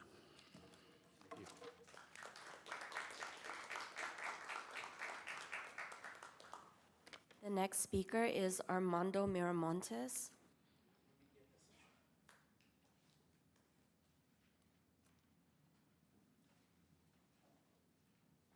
Good evening. My name is Armando Miramontes, and I live at 217 West Broadway, right across the street from the park. And like my neighbors, I stand with them in opposing any changes to the park, in that we do need that space. Now, the proposal that moving the courts over by the basketball court, or adding courts over by the basketball court, would greatly impact me, because I live right across the street from there. Now, I live down the street a little bit from the tennis and pickle courts now, but I can still hear the noise quite loudly when I sit in my backyard. So I feel for my neighbors who are across the street, and thanks to them, I found out about this issue. I think you all could have done a little bit better, in particular for those of us that live right on the street, to inform us of these changes that were coming up. I thank my neighbors and these folks that are involved in trying to, again, nobody's against pickleball. It's just the issues that nobody consider how we're affected. And we're the ones that you guys should be rather more concerned with, since we're the ones who live there. And we are the neighbors. Now, nobody has any more right than the indigenous peoples here to oppose these issues, as this was their land, and it means a lot more to them. But we're all impacted. Now, the other thing you got to consider is that green space is used for Easter egg hunt, for the swimmings. My daughter spent the better part of her life so far swimming at Smith Park. She participated all 18 years at that, or rather 12 years at that pool with the team. And as you know, when they have meets, that place is very, very crowded. We have a lot of issues, and again, the one that bothers me the most is when folks park in front of my house and their car is hanging halfway into my driveway, and they don't care. These are all life issues. Now, the other thing is, that street has become very dangerous. You all can look at the statistics. I'm sure the police department has them. That corner there is very dangerous. It was a few years back, but I went and picked up a woman that got hit by a car there, because it's very dark in the afternoon and there's no issues. We try to get help to get some signage. I mean, it took a long time to get the crossback that's not there. But, you know, we need those issues addressed. Now, the other thing is, having been there and participating in that park, The facilities could be better improved. The toilets, I don't know what they look like now, but they were gross. The drinking faucets, I wouldn't use them. You know, there's people there all the time. Now, the other thing you have to consider is there's also people that come out there and use that park. AYC is right behind her. They use the park. Washington School regularly brings kids over and uses that area by the courts, by the tennis courts, for the picnics, 4th of July, and all those things. So please consider this. Just leave it alone. Let it be option number 5, and we would all thank you much for that.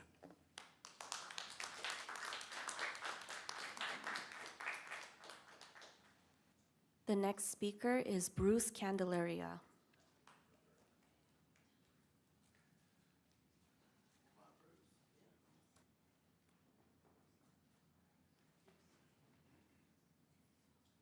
Good evening, Council. I live across the street from Swiss Park. Lived there for 35 years. I grew up in San Gabriel and Del Mar, next to the police station, Pedro's Place. San Gabriel's a beautiful community. We have beautiful staff here. We have responsive staff. We have a beautiful police force. We love this town. But please, we don't need more growth, honestly. I don't know if, I'm sure you're aware of this fact. The city hosts 4th of July parties there in the park. The Easter egg. They also cross the street there where they want to put adjacent to the basketball courts, the pickleball courts. I hope they don't. There's a community Asian center right across the street in Clary. They have an indoor basketball court. And a lot of those kids, they come out and play and eat in the park and enjoy themselves. And another issue is also the basketball kids. They don't want to be confined. They're standing around trying to play the next game and enjoy themselves. They're going to be confined. The handball court players, they rotate their times, they all get along, they have barbecues, they put their easy-ups. And relative to what Mondo just expressed about the pool, the Seagulls, it's used by the Seagulls, it's also used by the school district, which is Gabrielino. They have a swimming team also. And they need space. When it's hot outside, they put their easy-ups and they want to enjoy the green, the comfort of the green, honestly. So once again, I haven't said any more. I think everybody's covered the bases, and I hope you support us. Thank you very much. I appreciate it.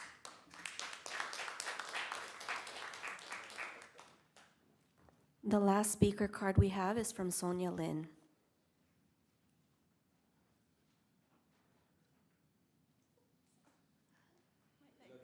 My leg is falling asleep. Good evening, Mayor Harrington, Vice Mayor Wu, Councilwoman Menchaca, Councilman Chan and Ding, City Manager Lazaretto, and city staff. First, I want to thank you for all the time that you've taken to review and discuss pickleball. Our players are, you know, I've given you a lot of information in the previous meetings, and our players are kind of shy to speak. So I'm representing our community here. And I want to let you know that, as we've discussed before, pickleball is an awesome social sport. It's grown exponentially in popularity, nationally and locally, and among our San Gabriel residents who play at Smith Park.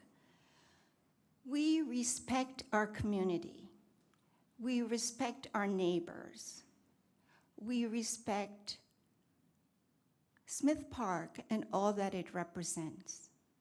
We do not park on the north side on Broadway. We park in the south by Clary, where there is ample parking, because the businesses there have their own parking area. We never have a problem finding parking on the south side. And everyone has been told, please park on the south, because we don't want to affect our neighbors. That's the respect we have.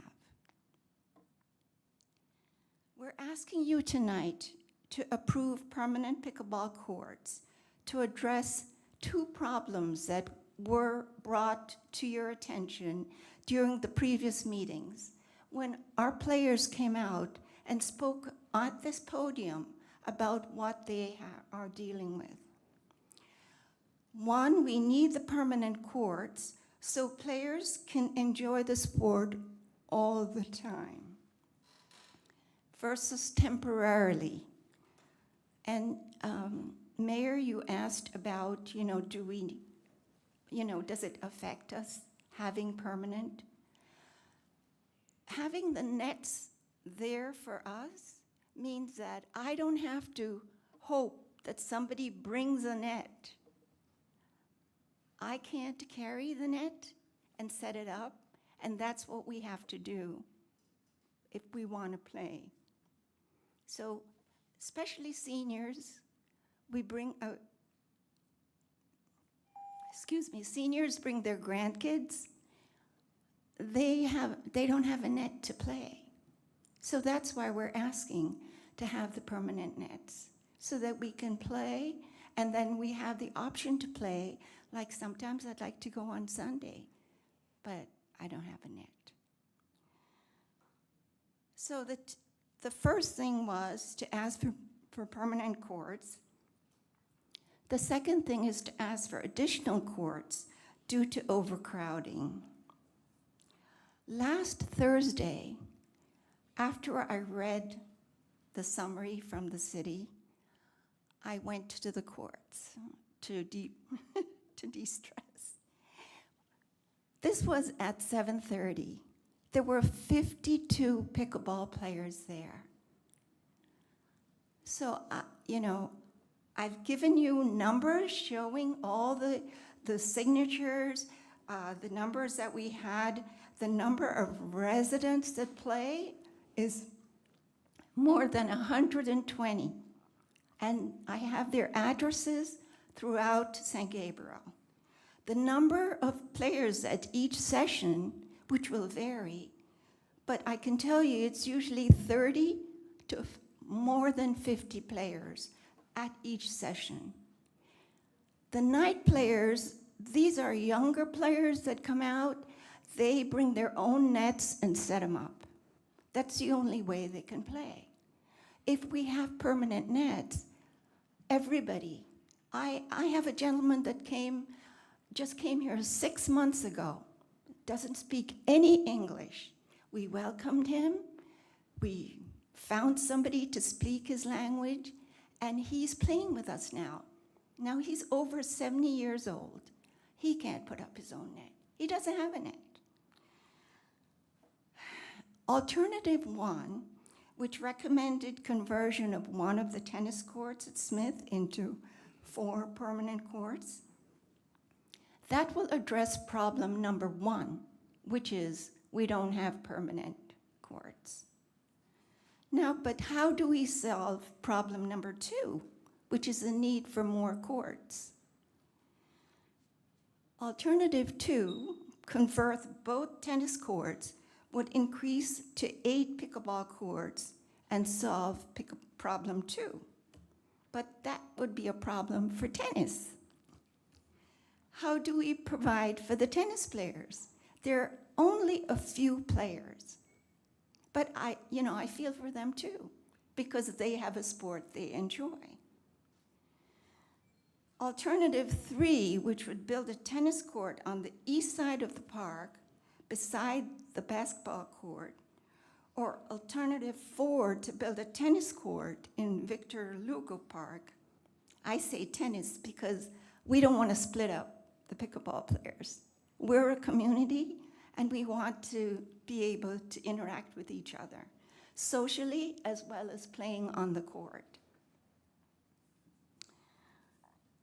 We know there are no other pickleball courts in San Gabriel.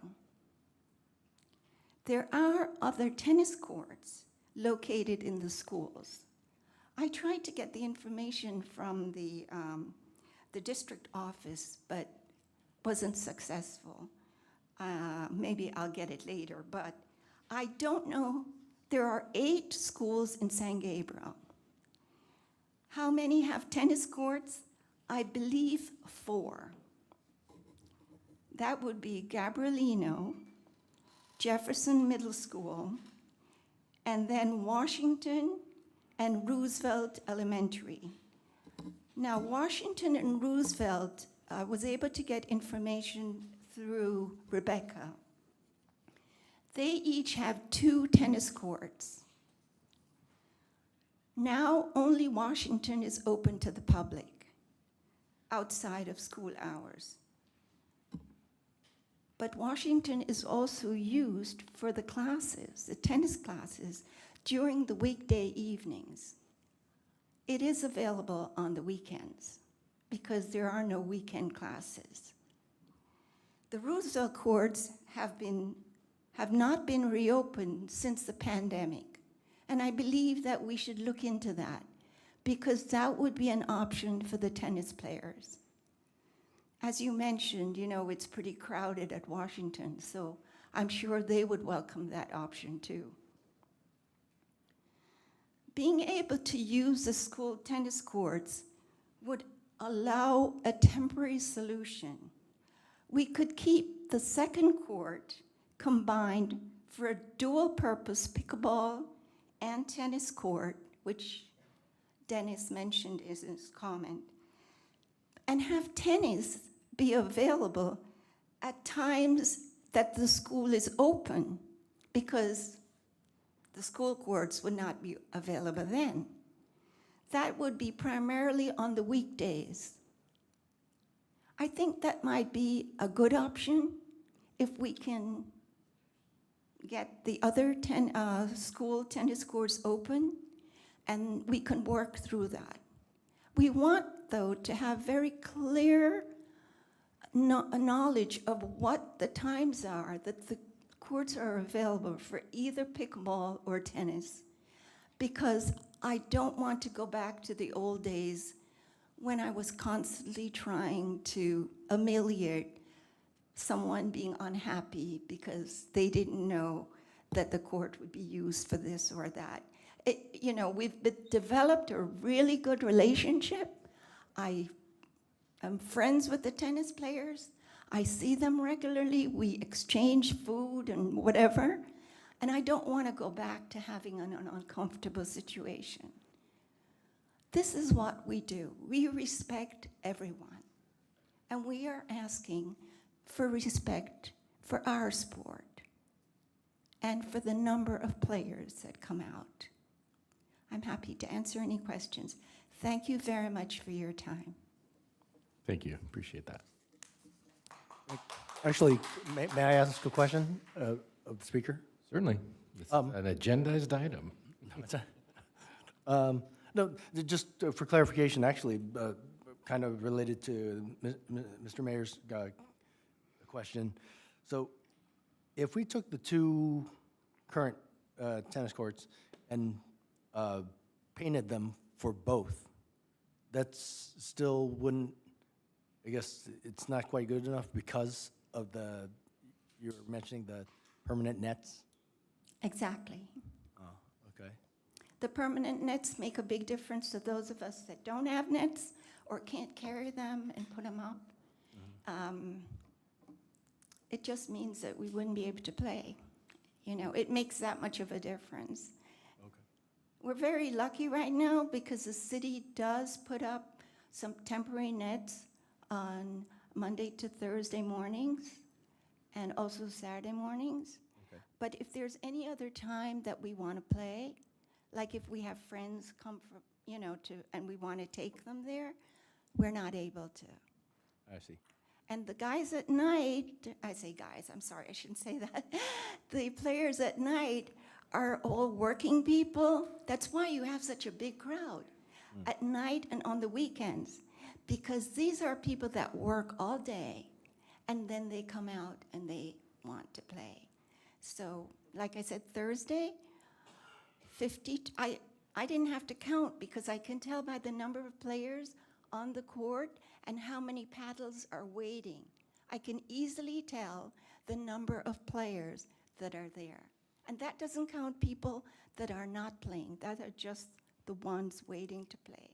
So if you're waiting to play and there's 4 courts with 52 players, a game can last 15 minutes And if you're a beginner or, you know, a senior or not such a good player, it might go 20 to 25 minutes.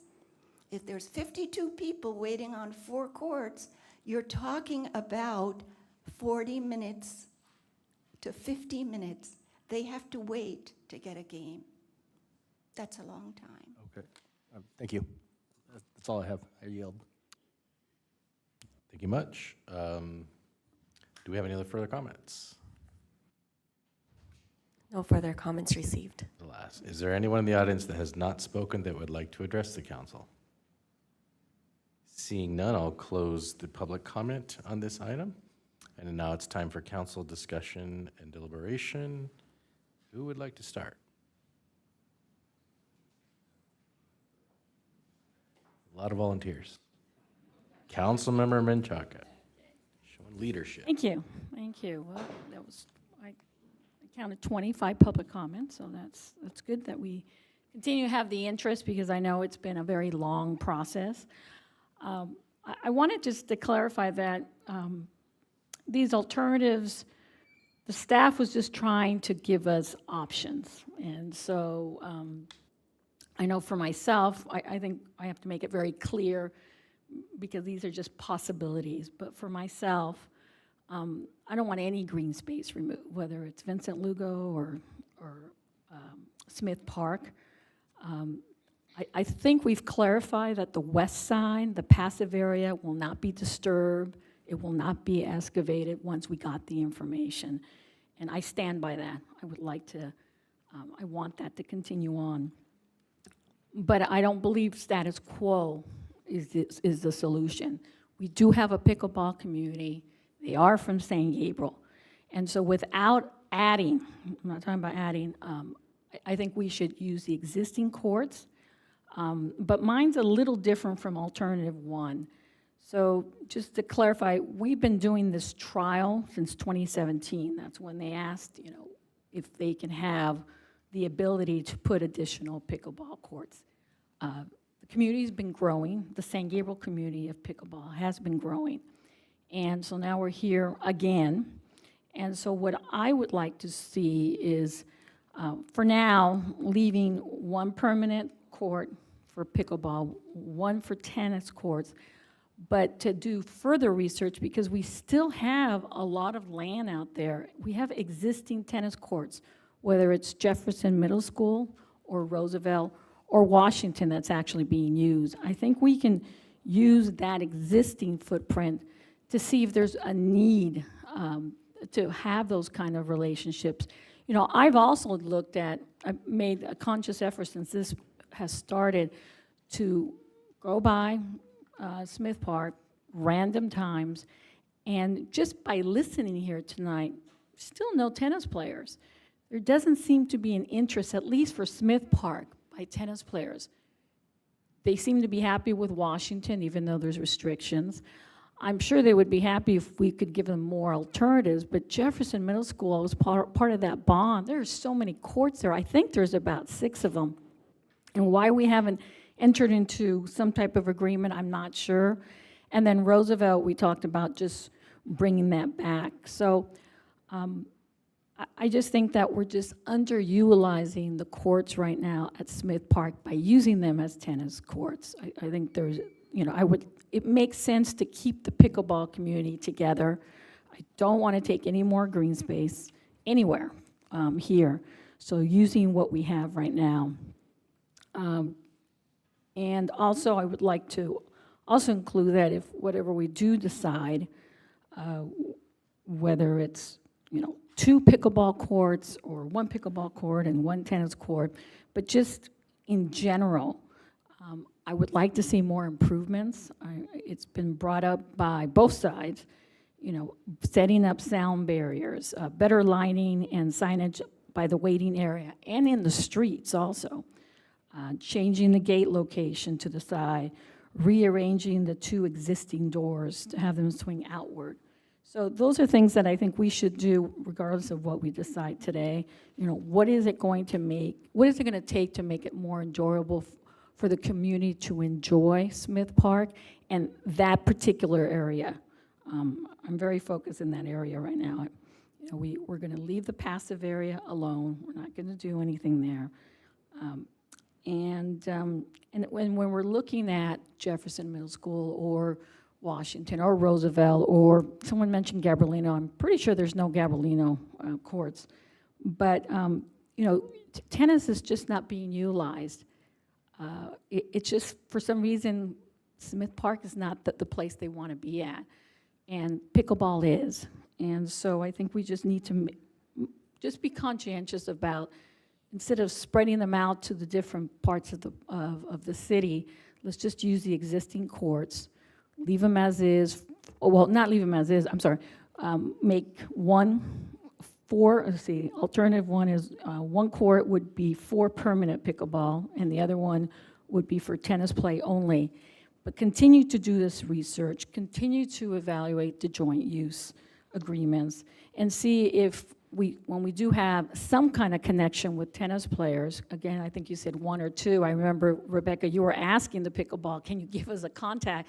Because they're not local. So I just don't think Smith Park is not their place or their preference. They found other places, but if we can provide other options without having to excavate and take away green space, for me, that would be the option I would like to see. Did you have a question, Rebecca? You came No, up. I just want to put this up there. So this is alternative one, and this is alternative 1A, which would. Okay, so is the 1A what I'm proposing, or, because it's not in the staff report? It was not in the staff report. This is 4 permanent pickleball courts and One overlay permanent. of tennis and pickleball, so either sport would be available. Oh, okay. and played. Yes, that's what I meant. Yeah, exactly.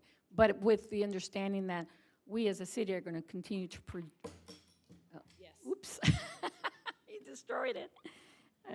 But with the understanding that we're going to continue to try to seek these joint use agreements with the possibility of maybe our tennis players, the 1 or 2 players, you know, for them to feel like they have another place. They can go somewhere else. Because Smith Park is, for some reason, not appealing to them anymore.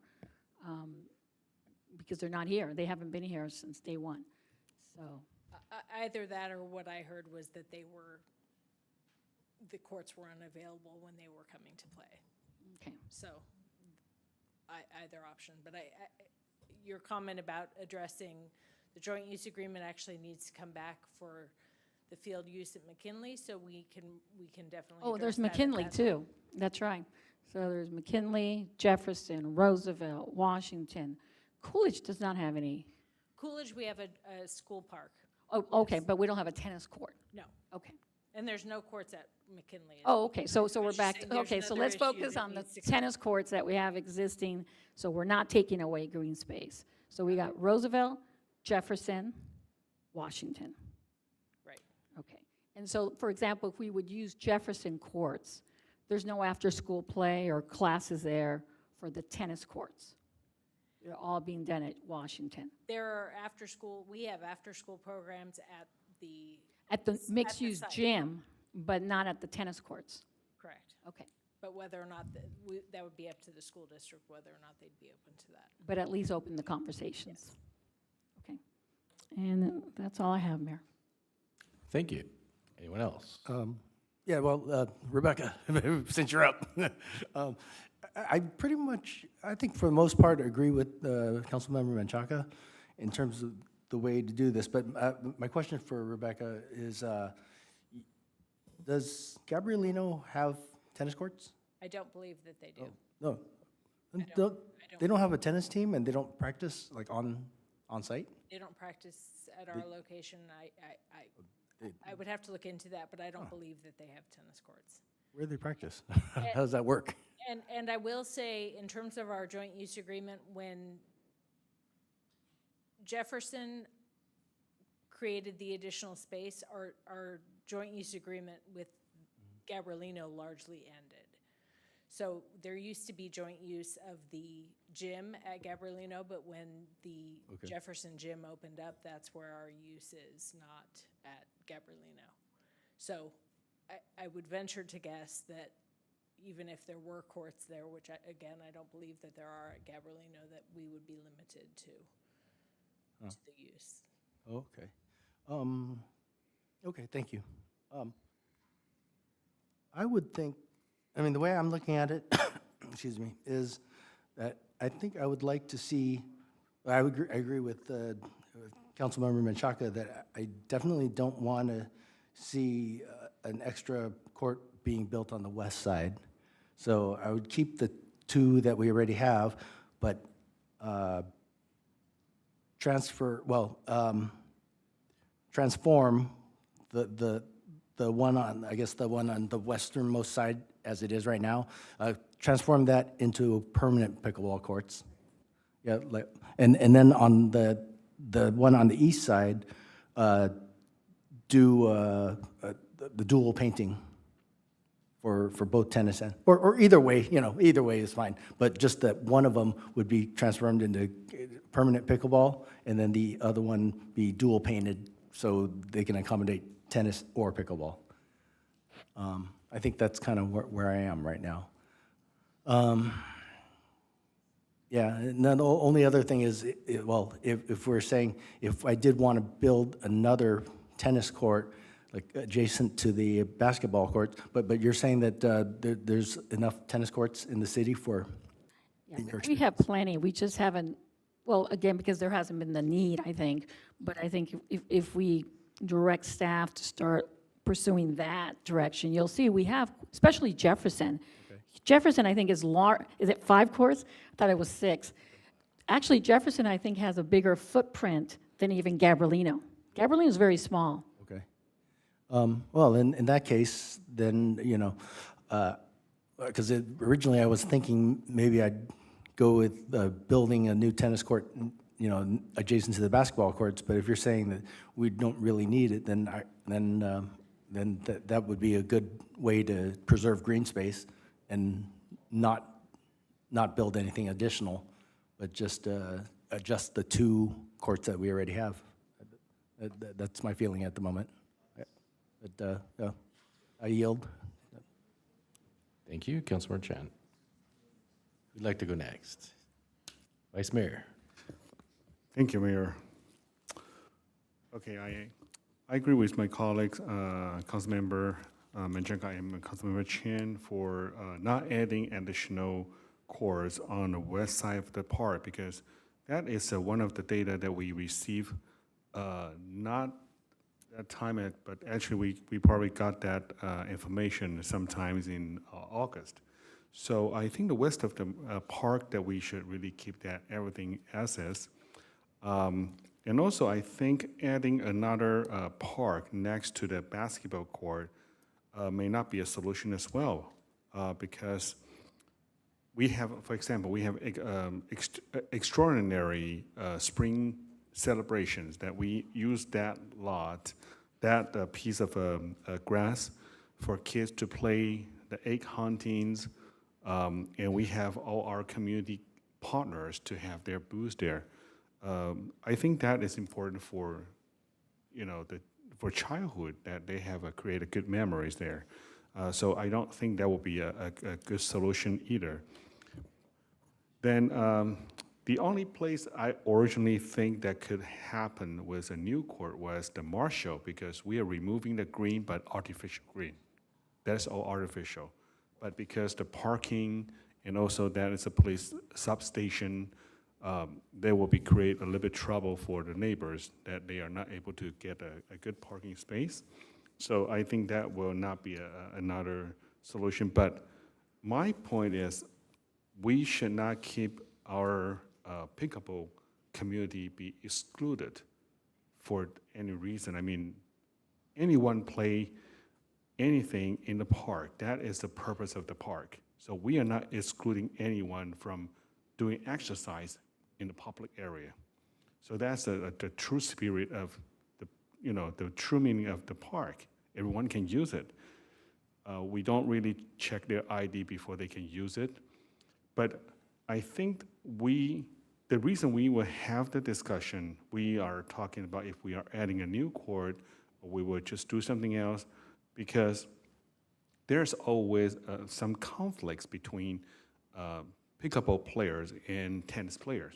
When tennis players say, well, where's my court? I want to play, but it's just been occupied by a bunch of people, they play pickleball, but this is tennis court.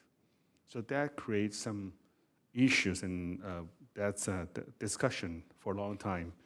So I would personally prefer that we should go with option 1, because that one, we should respect the tennis court that originally built in 1932, which is, we should really keep that.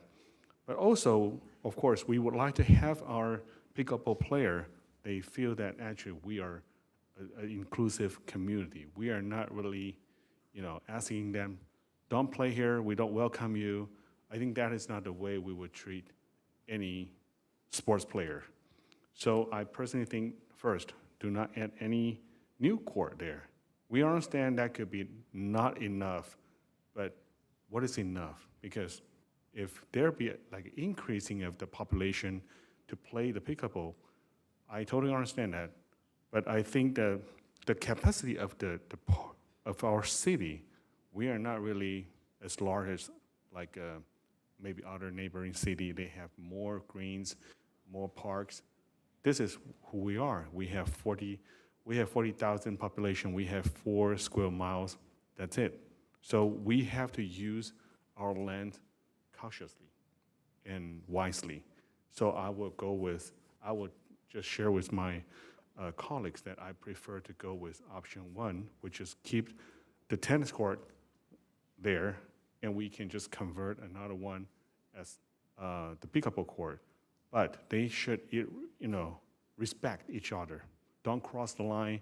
Don't try to take another court again and say, you know what, we come here first. So I think that's a very basic manner that people can treat nice each other. So that's my comment. Thank you. Mr. Vice Mayor, may I ask you, would you be willing to go with my concept of make brand new, one of those sides be full-time pickleball, and then for the tennis one, do the paint for both? And so it may be used for both. You're asking me, or? Yeah, I'm asking you. I would say it's one for each. It's not for both. For example, if we draw the line for another tennis court, of course, that means, pickleball player, they can also play that place, but it doesn't really solve the problem for those tennis player. And Well, this is yes. But if we paint one of those courts for both, then if the tennis player wants to play, then they can play tennis. But if there are no tennis players at the moment, then additional pickleball people can also use that court. Well, it's just like we call the restroom, right? I mean, if you need to use the restroom, then we don't really identify that. But if that will be like, this is for neutral, then both parties can use it. Yeah. We would like to make sure that, yes, this is when that is vacant, pickleball people, of course, they can play, but when there's any tennis players show up, right, they should just give the priority to the tennis player. Okay, we can talk about the policy in that way, right, but I'm just asking, the policy part. Would you be willing to have one of those courts be painted for both? No, I prefer just one. Oh, okay, just so only tennis. Yes, because that is also respect our history as well. That was a. So is that the option? Because I thought we were saying the same thing, because I agree with Councilmember Chan. So what you're saying is exclusively tennis? Don't paint anything else. I think he means one only tennis, one only pickleball. Yes. Instead of having a shared one. Because tennis player won't be able to use the court for the pickleball court once we convert it. But you're saying that if there's no tennis players, and we've kind of established there's not that many that's going to be empty. That's going to be underutilized space. And you're okay with that? I think so, yes. Because right now, the pickleball people could go to the tennis courts. They can, I mean, but with your solution, it's not. With your option, pickleball players can't go to the tennis courts because there's no lines there. But so far, we have no lines on both courts. They still play, right? No. Wait. No, I thought we do have lines. Just give a correction on that. So Oh, there's please. one that is just tennis, there's one that is tennis and pickleball. See, we already have one that's both, so I would say keep that one be both, and then make a permanent pickleball one, where right now there's a permanent tennis-only one. I'd just say switch that one to. Oh, I got your point. I'm sorry. I missed. So, yes, Rebecca, would you please? So similar to that Mm-hmm. picture right there, there is currently one court that is striped for both pickleball and tennis, and there's tennis. one court that's striped for just tennis. Oh, I So I'm just saying, take the one that's tennis-only right now and switch it to full-time pickleball. And then your other one still stays the same, which is for both. Oh, I got it. Would you be willing to do that? So, yes, I think, yes. We agree. Then I yield. Well, we probably just make it clear. I mean, we have to make it clear. So, That one makes it clear, because you can see the frame. this is option 4, right? No. Well, it shows that Confusion. I'm sorry. Yeah, don't pay attention to that. This is alternative 1A, which was not included in your staff report. Okay. made- Okay. So now, Yeah, I that's, think that's the. that again, just I- make sure that we leaning toward. deliver the message clearly. So, the one, okay, on the west court, that we keep, my point is, we keep the original as tennis. We don't draw line. I prefer not to. But on the right hand, the east court, that we can convert it to Yeah. permanent. Yes. Convert to pickleball only, the east court, yeah, like the picture. So they can play. What's that? But they can play. I mean, they can just, for pickleball player, they want to play it. This is the place for them. Yeah, that'll be permanent Right. pickleball courts. It'll be a permanent. And then the one on the west side I is prefer for to keep both. that as, just the tennis. You do? Oh, okay. Yeah, I'm sorry. I Because want to again, make sure that this is. because I think Councilmember Menchaca and I think that there are other places to play tennis, so we would like to at least have that be like maybe halftime tennis. This is really detailed. Yeah, well, because you're reducing the amount of, yeah. But I mean, so far, I mean, do we have a line right now for a pickleball player in our tennis court? Do we have any lines there? Lines of people waiting or lines? No. The Paint pickleball lines? line. Court markings. Currently, there's court markings on one court. On one court, For right? both, for both pickleball and tennis, and there's one court that is just tennis only. Yes, I prefer to keep just one is tennis. That's my point. So, I would just suggest this is council deliberations, so we're not going to have applause and everything. This is just a discussion amongst council. Thank you. Councilmember Ding. Okay, thank you, Mayor. Yeah, first of all, I thank the staff after last meeting. Yeah, it's a lot. Even last meeting, we listened to two sides the story. Okay, and so it's really like appreciate like even today have a lot of the audience coming to speak out for your opinion. And thanks to Mark and Rebecca, it's contact with the Gabriel trial and at least find the 1999 the minutes to help us. So first of all, this one I think for the future, because everything is right now is computerized to maybe we can put on like a permanent record. So if we search the like Smith Park can like find this kind of the history. So that's first I want to suggest it, and also like even today's two sides allow people consider the green space. Even pickleball people also say respect the Smith Park for the green space. For my personal opinion, and even last time discussed, I questioned about this green space too. So, but I feel I got a feedback. It's maybe they design more better the view for if we take off the green space. But after we based on current we find the minutes in 1999. So it's strong for me. It's keep the green space. It's very important for our small city. Yeah, like most of the audience, it's say our city is not too many the park.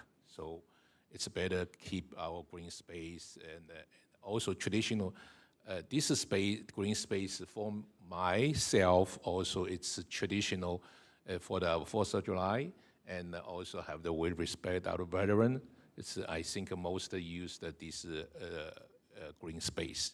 So I really strong support it, keep the green space for the still have to bring our memory and regarding the 4th of July, the respect our veteran.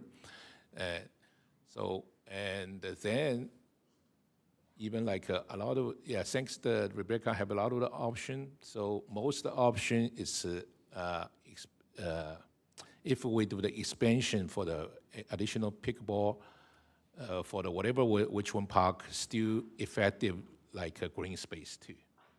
So it's based on our colleague, it's discuss the alternative one. So one question is asking the pickleball player right now, based on current temporary, the pickleball for the one share with the tennis court, is it enough to people to play it?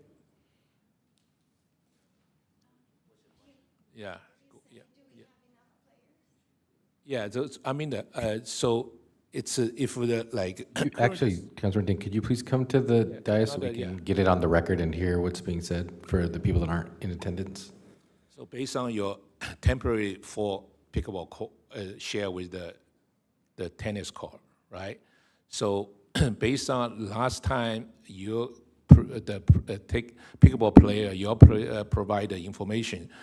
Feel like this is 4 tennis court, pickleball, temporary pickleball court still not enough to help your pickleball player, right? You may recall there were quite a few pickleball players that talked about the long wait times. Because with just 4 courts, like I said, there were 52 players on Thursday. With 4 courts, 16 players, because it's 4 players on each court. So 16 playing, and then let's see, 52 minus 16 is 36? 52, yeah. Or, yeah. So that's how many players were waiting, and they have to wait approximately, I would say, 50 minutes for a court to be free. So it's a long wait time, and that's why we're asking for the opportunity to have more courts. So you need more court, right? Okay. Yeah, and sure. This is my colleague, Dennis. Okay, so I think we all established that we're not gonna. Okay, let's keep order. The council member actually can ask someone a question that's spoken. So if we have a clarification from someone else, a council member will call someone up. Yeah, just wanna let you know that I go there most night. I play there about at least 3 nights a week, 3 to 4 nights a week. And currently we have the 4 courts on the side, which has the line drawn, permanently drawn with temporary nets. However, when there's no tennis, I can say 90% of the time at nighttime, there's no tennis player. So we have to encroach over to the other court. We draw chalk lines, temporary chalk lines to crook it over. And we use at least 3 courts on the other side. So it's total 7 courts running, and we still have a long way. So that's why one of my proposals, and that would be, is to draw permanent lines on the other side to alleviate some of this wait time, because there's no tennis players not being used at all, because we have a lot more players on the pickleball players. So that's what I'm saying. Of course, tennis players right now have priority. So if, let's say, we have the court set up and they go in, we have to put our nets on the side and let them play tennis. That's the rules right now. But if they're not there, we draw these chalk lines temporarily on the other side that we play, because if we have not enough courts on the other side. and people are still waiting. Yes. Okay. Thank you. Does that help? Yeah. Thank you. Thank you. Do you want to entertain a question? It's your time. Hold on. Okay. It's Councilmember Ding's time right now. Okay. Yeah, go ahead. Go ahead. Yeah, go ahead.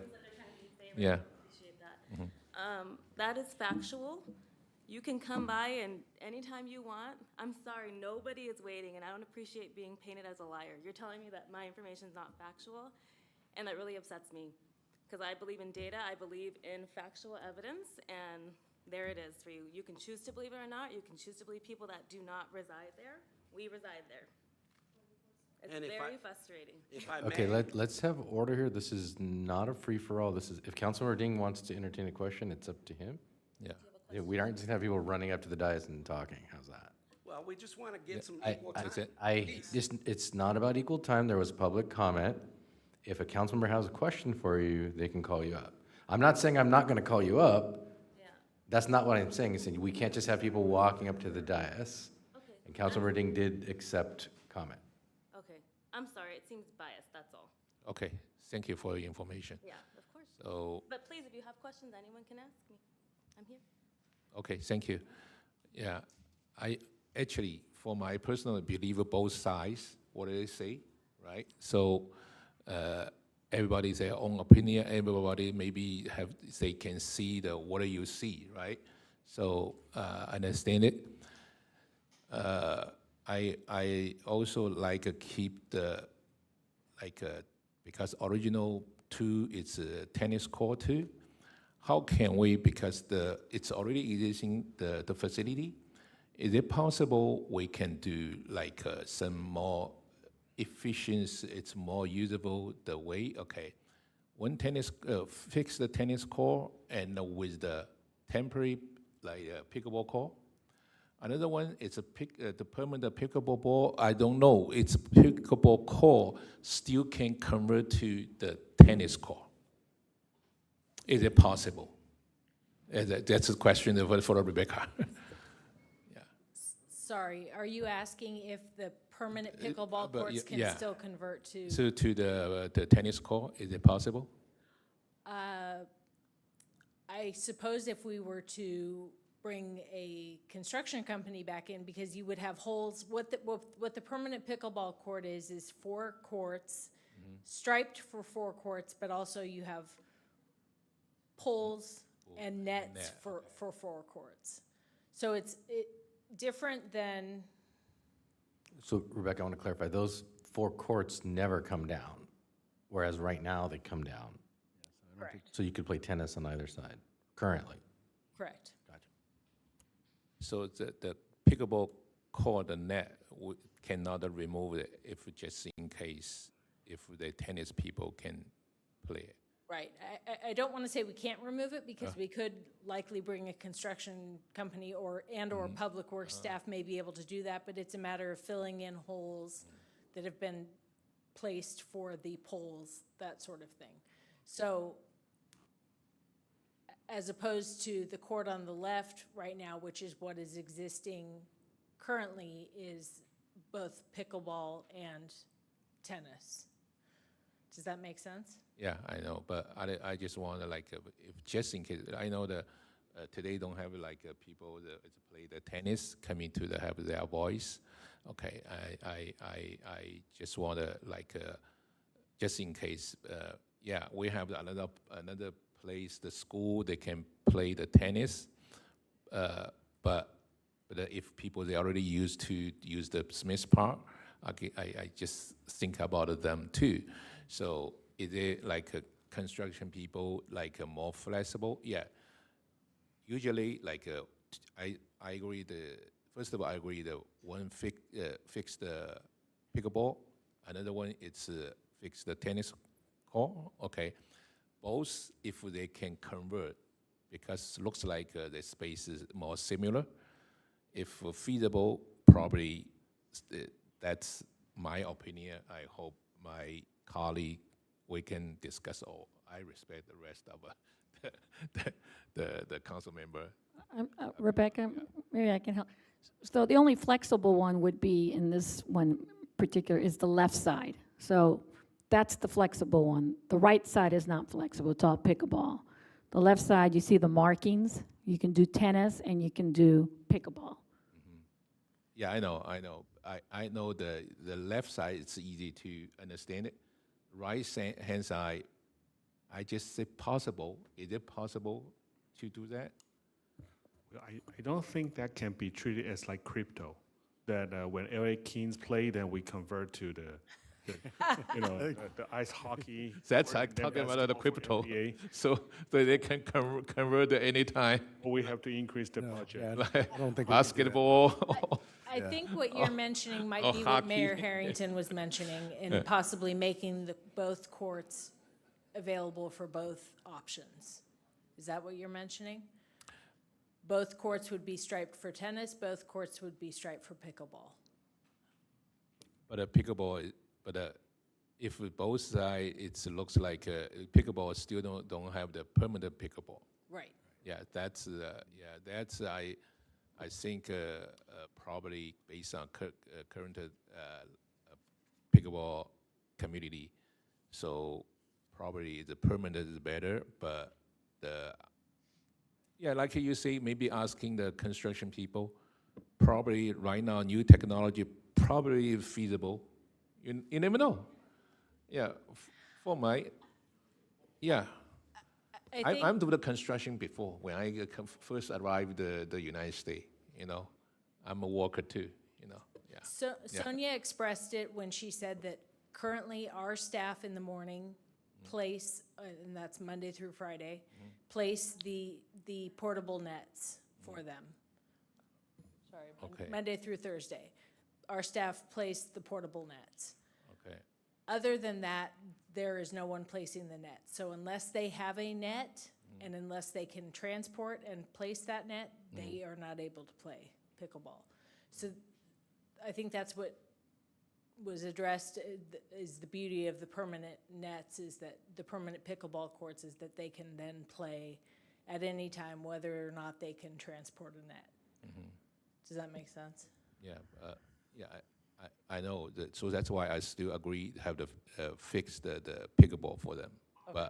But just another thought, if possible, just in case tennis people, if tennis community they want more, so is it possible to convert that the tennis one? Yeah, that's an option. Okay. Yeah. Okay. Thank you, Rebecca. Yeah, and plus, okay, it's really. This is a really good opportunity to also bring up this issue, the pickleball. So after that, I think whatever we make a decision, it's good things. Okay, at least we can put on a new equipment. I think suggest still have some sound reduced net to help the neighborhood because currently don't have it. Hopefully, it's really help for the sound reduce.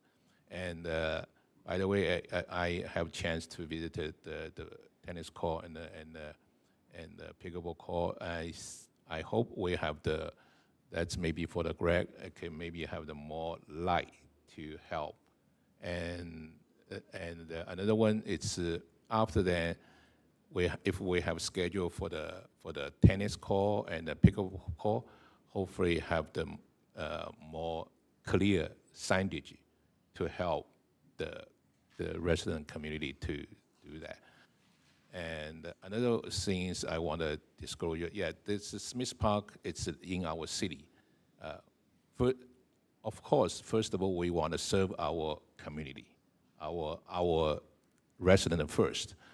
I think the park should belong to not just our city of San Gabriel, also it's for our San Gabriel Valley too. So,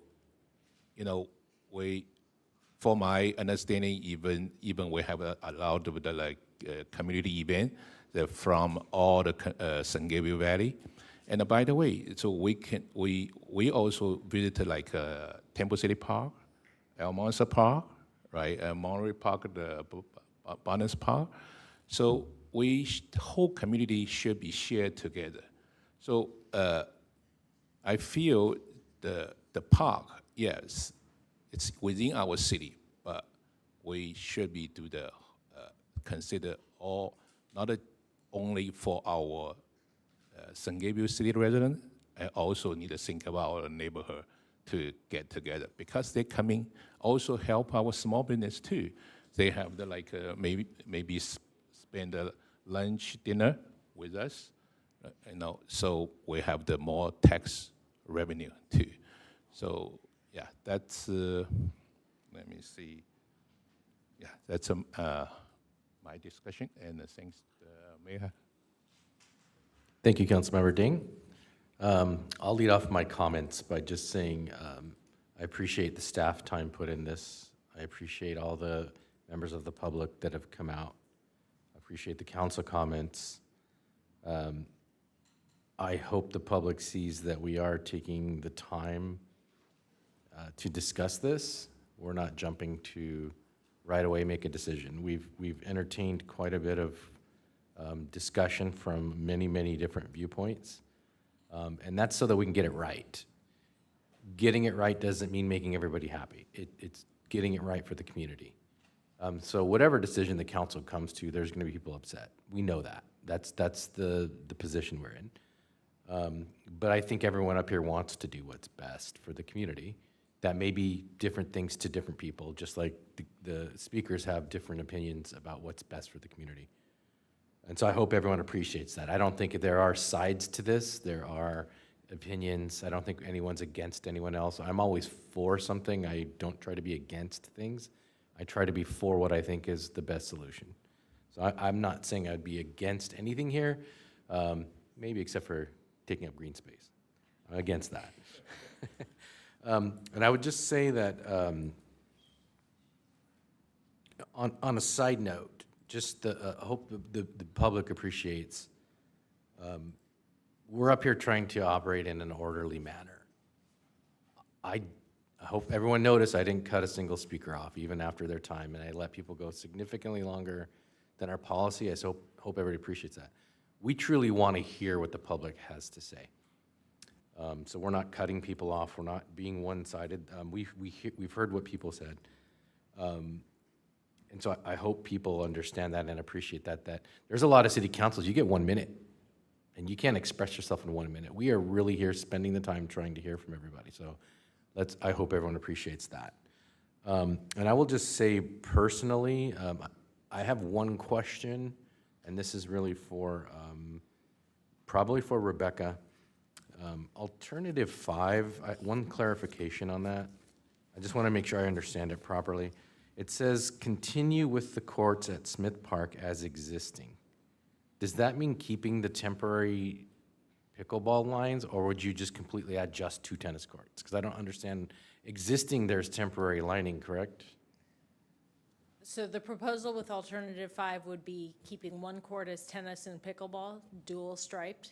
Okay. And 1 court is tennis So only. when we say existing, that's the current state Right. that we are dealing with right now. So that's where staff comes, puts up nets during the pickleball time that we've established from the trial, and then taking it down at the end of that. And then so anyone that wants to play pickleball after that has to bring it upon themselves to go bring the nets. Right. And any infrastructure that needs. So that's when alternative 5, what you mean by existing. Yes. I just want to make sure we weren't going to, when we resurface or restripe, that it's just tennis. Right. We were going to, with the plan on alternative 5 is to include temporary lines. Exactly. Or dual lines, I won't call it temporary. Permanent lines, but for both use. But it's not the infrastructure that would exclude tennis on either court. Okay, I'm fine with that. So I think when this originally came up, I voted no for the new court originally, because I recall that side of the park way back when, I remember this when it happened, that it was dedicated to passive space, and I think that those were my comments originally when this came up, is that I don't believe we should be invading that space. And I think that's true for all of our parks, but especially that park and that place. I remember way back when the parking lot got changed into the park. It was a big deal. We basically doubled the size of the usable space, but it became, a green area now, and that really made the park a much more enjoyable place. I think nothing tonight has changed my opinion. I still like alternative 5. However, I would still like to offer the gentleman that was wanted to speak for. I'd love to hear from you because I really would like to hear from everybody. My point was just to keep it orderly, so I would welcome you if you have some comments. Come on up. I'd like to hear what you have to say. Sorry, I forgot your name. Yeah, my name is Romano. Oh, no worries, no worries. I just have to keep it orderly or it gets out of hand. You know, But I would like to hear from you. I just don't think that 50 minutes is a long time to wait. Observation, personal observation, we don't ask the kids to play basketball. They sit out there for half an hour waiting for the other kids or split the court in half so they can both play. We don't ask them to wait. They're not asking for a new court. Why is this different? That's all I'm saying. You know, we want to be inclusive. Again, we have nothing against these folks, you know, but we just want to make sure that you consider us. And again, I mean, the biggest thing at this point would be the loss of green space. Again, if you're doing something on the east side, that's where most of your yearly celebrations take place. What are you going to do when the folks come over for sweetmeats or the egg roll or the 4th of July, all those things you do? You know, again, the park's small enough, and it should be kept that way. If you can do some, and I don't see why you couldn't convert those courts, you know, whether it's permanent or semi-permanent. I mean, you know, make holes for whatever Infrastructure. nets you need, and you can move them and remove them. You put a plug in the hole, and you know, I don't know if you know what your budget is, but I can't see why somebody from the city, an employee, couldn't accommodate these folks and move or remove the nets when they need them.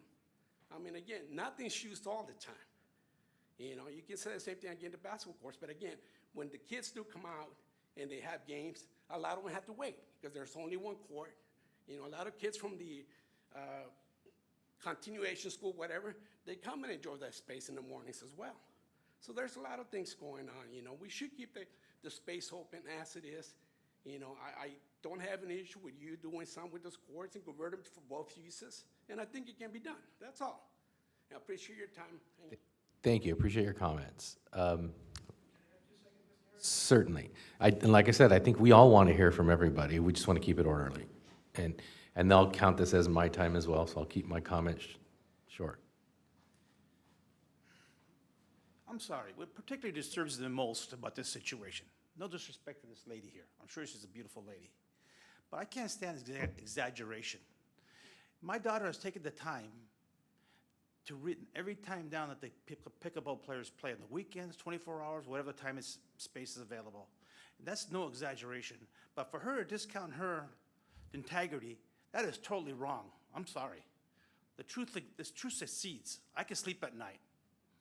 Honestly, excuse me. Thank you, thank you.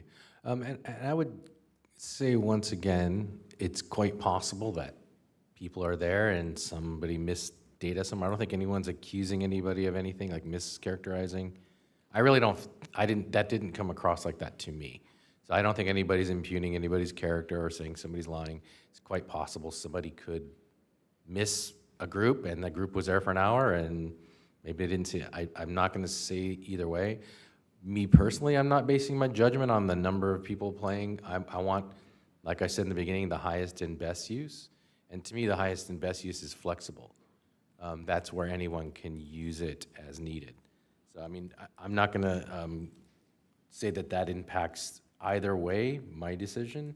I can't speak as to anyone else, but for me, it comes down to, number one, no green space. No taking up green space.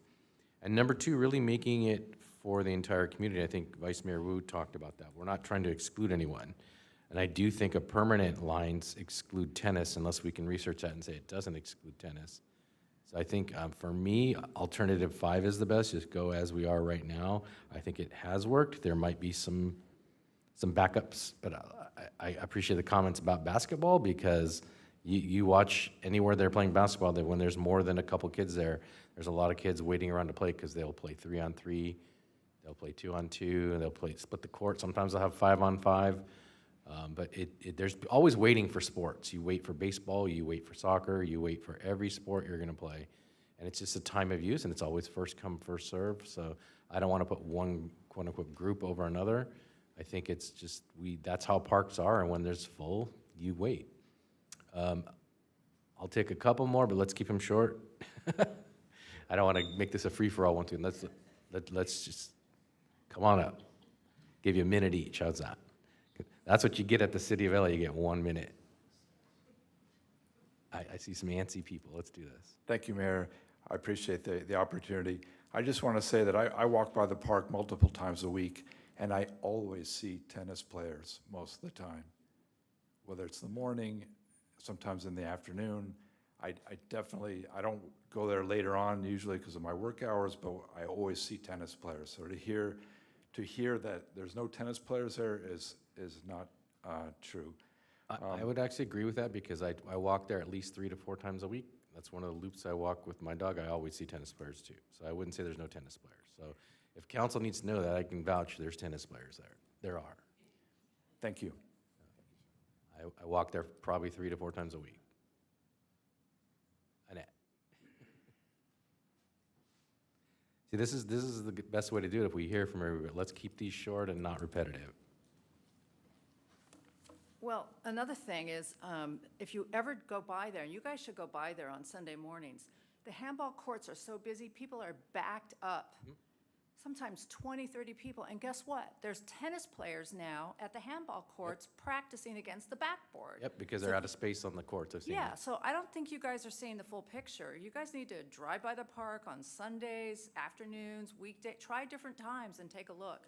But the other thing that really disturbs me, and I'm just, in the spirit of the Brown Act, how did this 1A get on the agenda? Because, right now, and I've been studying this, and so have other people. We're not an organized pickleball association, but in Alternative 1, the reason why I have a problem with Alternative 1 is that it says use the courts as existing, but then it opens the door, because if needed, the council will bring back for expansion of the court. Should the pool expansion move forward, staff recommends moving the site to add another pickleball court. It doesn't close the door on it. That's the problem with Alternative 1.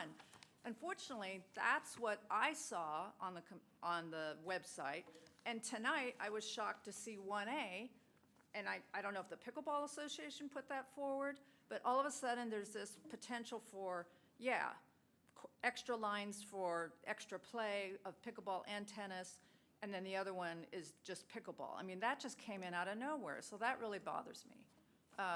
So I will address that because I'll have the city attorney correct me if I'm wrong, but we can have any discussion we want. The notification is that we're having the discussion. The particulars of what we're going to discuss, we could have come up with that ourselves. It would be legal.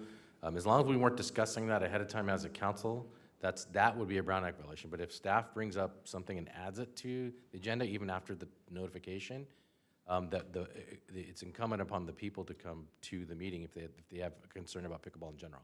That's compliant with the Brown Act. I'll just let you know that is compliant. Okay, thank you. But it was a shock to me because we've been studying all the other options, and all of a sudden, it's like, okay, we're going to have it both ways. We're going to be able to convert that other court. So one really changed significantly for me. So that's why It's materially the same discussion. It's not like we're saying we're going to add a skate park. I mean, that would be a completely out of this realm of discussion. But changing the use of the same thing, we're already discussing the use, is material to the discussion. Well, it was a surprise. That's correct. The purpose of the Brown Act notification is to let people understand generally what the subject matter is and the topics that are going to be discussed. If you think about it, it makes sense because if you were going to rigidly only be able to talk about or consider the precise language of, for example, the staff recommendation, then there'd be no point of having a discussion because you couldn't change anything. Staff would essentially be deciding the actions. So the other issue, though, is it's also required that when we do have a change made to the agenda or we're adding additional materials, that they're made available to the public at the same time they're made available to the city council, and I understand that that is what happened here. So this is a proper use of the Brown Act. And a lot of people didn't see this. I mean, I just happened to grab it and I went, what's 1A? So I'm talking to all the people about 1A. And so that was new to the council as well, just so you know, we didn't get that in advance. Okay, thank you. You're welcome. Okay, I'm going to take 2 more, and then after that, my time's up. How's that? We'll take 1, 2. Because you guys have been antsy and you've been patient, and I appreciate that.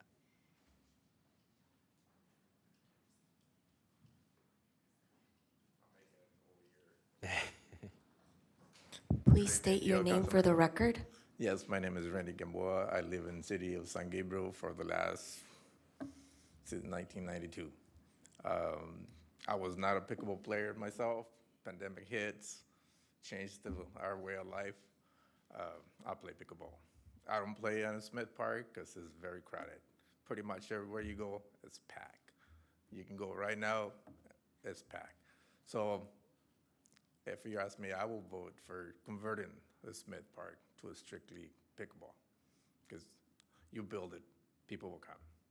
I'll be playing there. I don't play at Smith Park. I'm 2 miles away from it, but I go another place where they have a permanent nets. If you want any difference between temporary nets versus permanent nets, it's completely different. I mean, it's a different game. You hit the top of the net, the ball does different things. When it's a permanent net, usually the ball bounces further back. When you hit at the top of the net on a portable net, a lot of times it just rolls over, so you lose the serve. When you hit at a permanent net, the ball bounces further back. So there's a difference as far as that. But if you want to end the story about pickleball, convert both of the courts to permanent nets. Because that'll put an end. That's maxed out. Keep the green. Don't disturb the green. Leave it there. Because tennis player had other areas where they can go out there and play. Pickleball players don't have other areas in San Gabriel. That's my point. Convert them to, pickleball. And that'll be, you don't have to hear it again because you already converted it. I know it's annoying noise on the pickleball because I was there myself. I didn't play it. I heard it back in 2009. I went on a vacation. There's a wonderful game. It's called pickleball. I step out of the hotel. I listen to the song. They go, that sound is pretty annoying. I don't like it. But now, since 2020, that's what I've been playing, pickleball. And it's not a fad. It's here to stay. It's going to be here to stay. I spend a lot of money buying paddles for whatever reason. But it just, because I love the game, paddles wear out. It's a difference between a new paddle versus an old paddle. It wears out. But hey, the court's the same thing. Last time I played at Smith Park, that was, I believe it was 20, could have been 2021.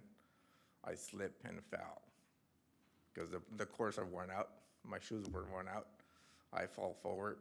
Luckily, I landed on a push-up position. I didn't get hurt.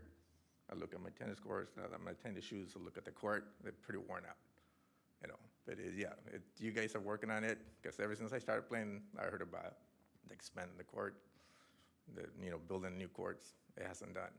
There's other places where I don't know, they did it overnight, but they converted the courts, they have it in there. To answer City Council 2010, yeah, if you have money, you can pretty much convert the courts, be portable. But once you build the courts to be a permanent courts, you can't convert it because you have to be painting the lines, painting the courts to convert it. For whatever reason, if you want to, let's say, address both of the pickleball players and the tennis players, just, you can convert it. You can remove the nets and fill out the hole, cap it out with steel plates.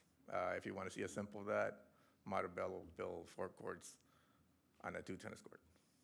So they're dual use for that purpose, but you can remove those permanent nets. But it's a different issue. Then you can't convert it back and forth between tennis and pickleball courts. You can build something else, hockey, whatever you want in there. You can remove those permanent nets. There's a way they can do it.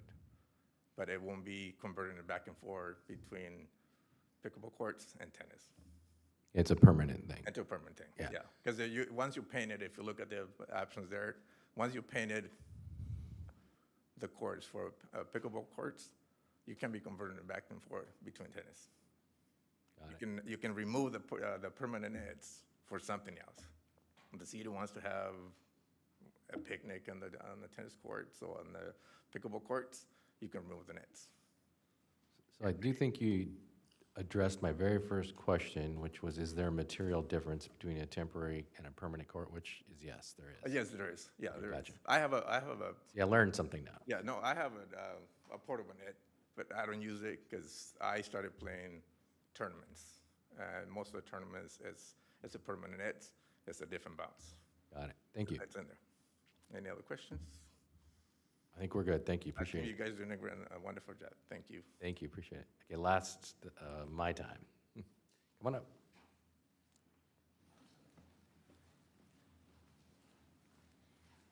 Hi, everyone. My name is Kitty. My fiance Joe is over there. I wasn't really prepared to talk today, but I feel like I need to share my experience as a pickleball player for 4 months. I go there early during the weekdays, so I don't have to wait. And I attest to Councilmember Menchaca and Councilmember Chan that I see the West Court is underutilized because most of the time there's nobody there. My fiance doesn't play pickleball, so I asked him, I said, you can exercise on the tennis court over there because we respect the neighbors, we're supposed to wait, outside. And there are mosquitoes there, so he got bit really, really bad. So I just want to share my experience. Also, I come here early. Sometimes I help the city people to put up the net. It's not an easy one to do, let alone you have to buy your own net and set it up. So that's I want to share that experience. Also, on Saturday, it's packed, and I wait. And sometimes, I walk to the handball court to see if maybe I can practice over there, but that place is packed as well. So I just want to share my experience with you as a pickleball player for 4 months. And the tennis court definitely is, in my opinion, underutilized. Thank you. Thank you. All right, so I have no further discussion. Anybody from council have anything they'd like to add, or do we have motions? I'll make a motion.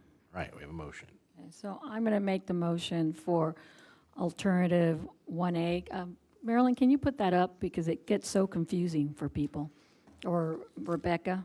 So I want to make sure it's clear. So, yeah. That's Okay. the larger picture of it. Yeah. No, it says option 4. It's not. Do the smaller one, because that option 4 really, yeah, there we go. So my motion is to move for alternative 1A, which is add lines at the west tennis court for 4 temporary pickleball courts, and then convert the east tennis court to 4 permanent pickleball courts. I'll second. All right, we have one motion by Councilor Menchaca, seconded by Councilor Chan.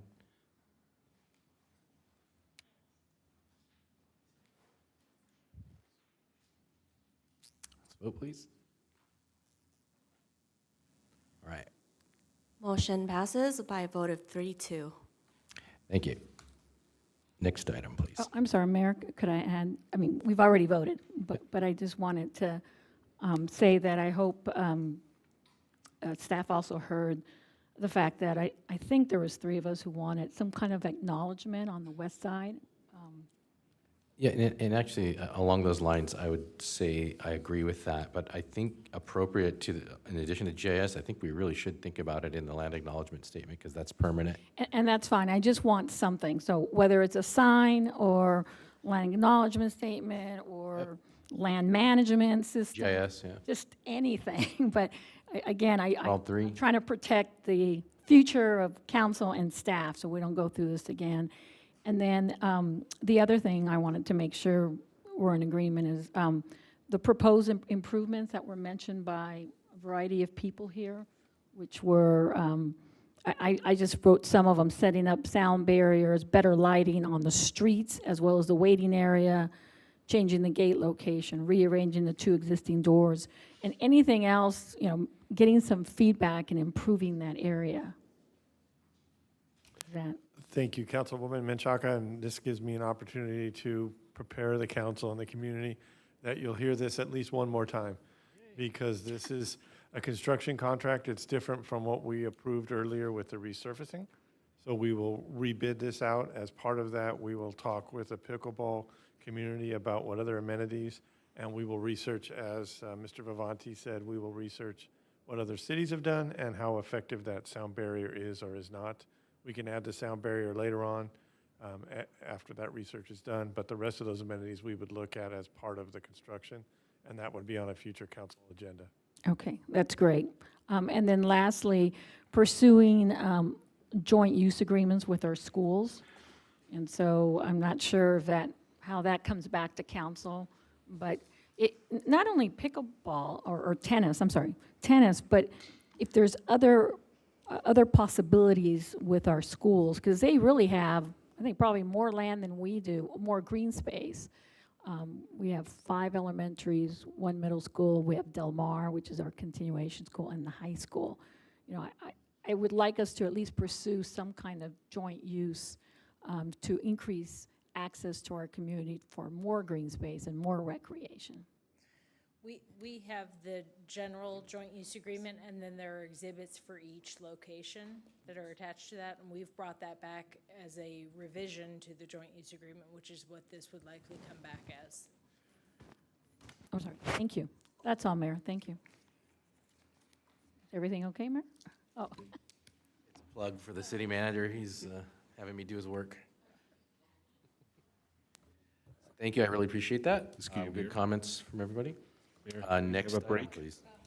Oh, more comments? Can we have a break? Oh, sure. You want a health break? Yes, health break. Okay, we're gonna adjourn. Just later on, we have a lot of math question to do, so. All right, so we'll go 5 minutes, 5 minutes break. Thank you.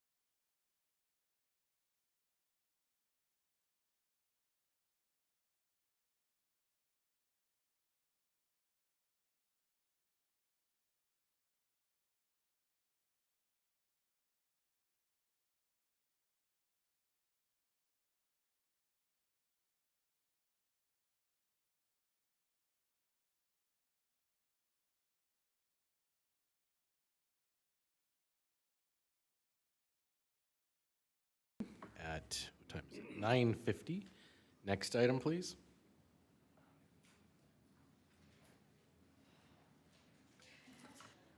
Next item is impact fee calculation revision, ordinance number 697, introduction and first reading. Public Works Director, City Engineer DeVink will make the presentation. So we're going to open that one more time because I think half the council missed that. It's one of Greg's. So. Put pressure on. I don't know if I can. Oh, well. It was spectacular opening. No, you got to start over. I didn't mean to burst your bubble. That's okay. Good evening, Mayor Harrington, Vice Mayor Wu, and members of the City Council. My name is Greg DeVink, the Public Works Director and City Engineer for San Gabriel. And tonight I'll be doing a presentation on impact fees for residential projects. And I have a secondary goal of taking less time than pickleball did.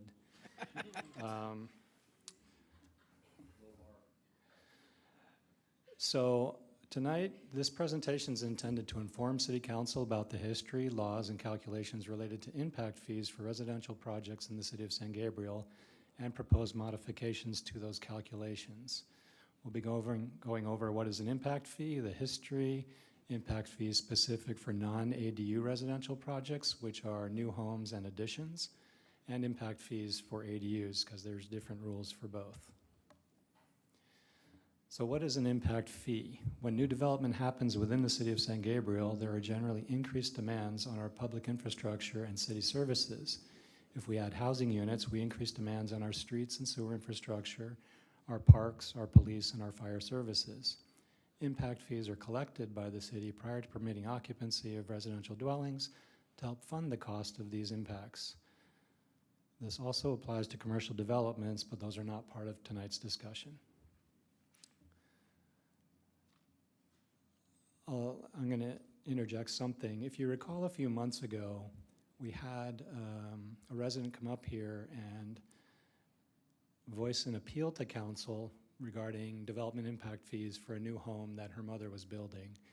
And she was questioning the fees and changes in the fees and escalation over time. And what that actually did was we met with her and Public Works and Community Development together, reviewed her case, and tried to see what we could do, not violate or not collect what is properly due, and we did. But in the end, her appeal was heard, and I think she left satisfied. No one's happy to pay fees, but she left pretty much with what she was requesting consideration for. But what that did was it kind of made me look into the fee structure of development impact fees, and then that was specific to a new house. And in talking to staff, really trying to understand how are these things calculated. It's very clear what they are in our fee schedule. They're just fixed amounts that adjust yearly. But how they're applied is quite confusing. So I wanted to bring to council's attention some things that I think aren't quite right, and I'm recommending changes to them. In 2004, council adopted Chapter 154 of the San Gabriel Municipal Code establishing development impact fees for new developments. In 2015, council adopted Resolution 1438, which increased the open space and recreation development impact fees and revised fee calculations for residential additions. In 2018, council adopted an accessory dwelling unit, or ADU, ordinance, and then later on, as the state tried to catch up with all the rules, we adopted state regulations in 2021. So tonight, I'm seeking council direction on some proposed changes, not to the fees as they are in the fee schedule, but to how we apply them. Here is an example of the full impact fee if you wanted to build a new house in San Gabriel on a residential lot. Police, it's about $1,000, fire is $300, open space is $4,000, traffic is $3,300, sewer is $5,700. It all adds up to about $14,500. These are adjusted annually as we do fee adjustments. But you can see that if you were to build a new house in San Gabriel, in addition to plan check and permit and other types of fees, you also pay another $14,500 for impact to the city.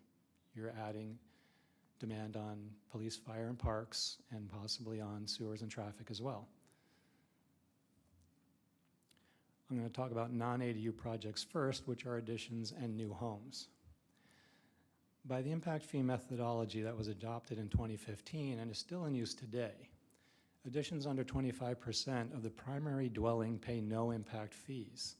What this actually means, if you think about it, if you own a bigger home, you can make a bigger addition and pay nothing. I'm going to go through examples that really make it more clear, but that's an easy one to see. Impact fees are proportionally calculated in relation to the size of the original primary structure. It sounds sensible just when you think of it simply, but there's concerns that should be addressed, and I'll have some examples to really make it clear. If you owned a 1,000-foot house and you tore it down and built a 2,000-foot house, the way we apply the fee is 1,000 of new space divided by 1,000 of old space equals 1.0. You would pay the full $14,500 fee, plus for the house you tore down, which was tied to our sewer, tied to traffic, tied to police, fire, and park services, you'd get nothing for that as a credit. In the second example, number 2, if your house was 1,500 and you built a 2,000-foot home, so the exact same home as the first example, you're adding 500 feet divided by your original house size, you would pay 1/3 of the fee. If you owned a larger and presumably more valuable home, you'd pay a much lower fee. As I learned this, it felt quite inequitable, and I wanted to raise it to your attention. What I'm proposing as a fee formula change, how we apply this, is the new square footage, which is the additional footage minus the original footage. That's the footage change. I propose we divide it by 1,000 every time and not give a benefit to larger homes or a penalty to smaller homes. And furthermore, not exceed 1. We never want to charge anyone more than the full rate that's in our fee schedule. Also, I'm proposing, if they're tearing down an existing house, maybe give back a 50% credit, because the existing house had impacts on our infrastructure and services.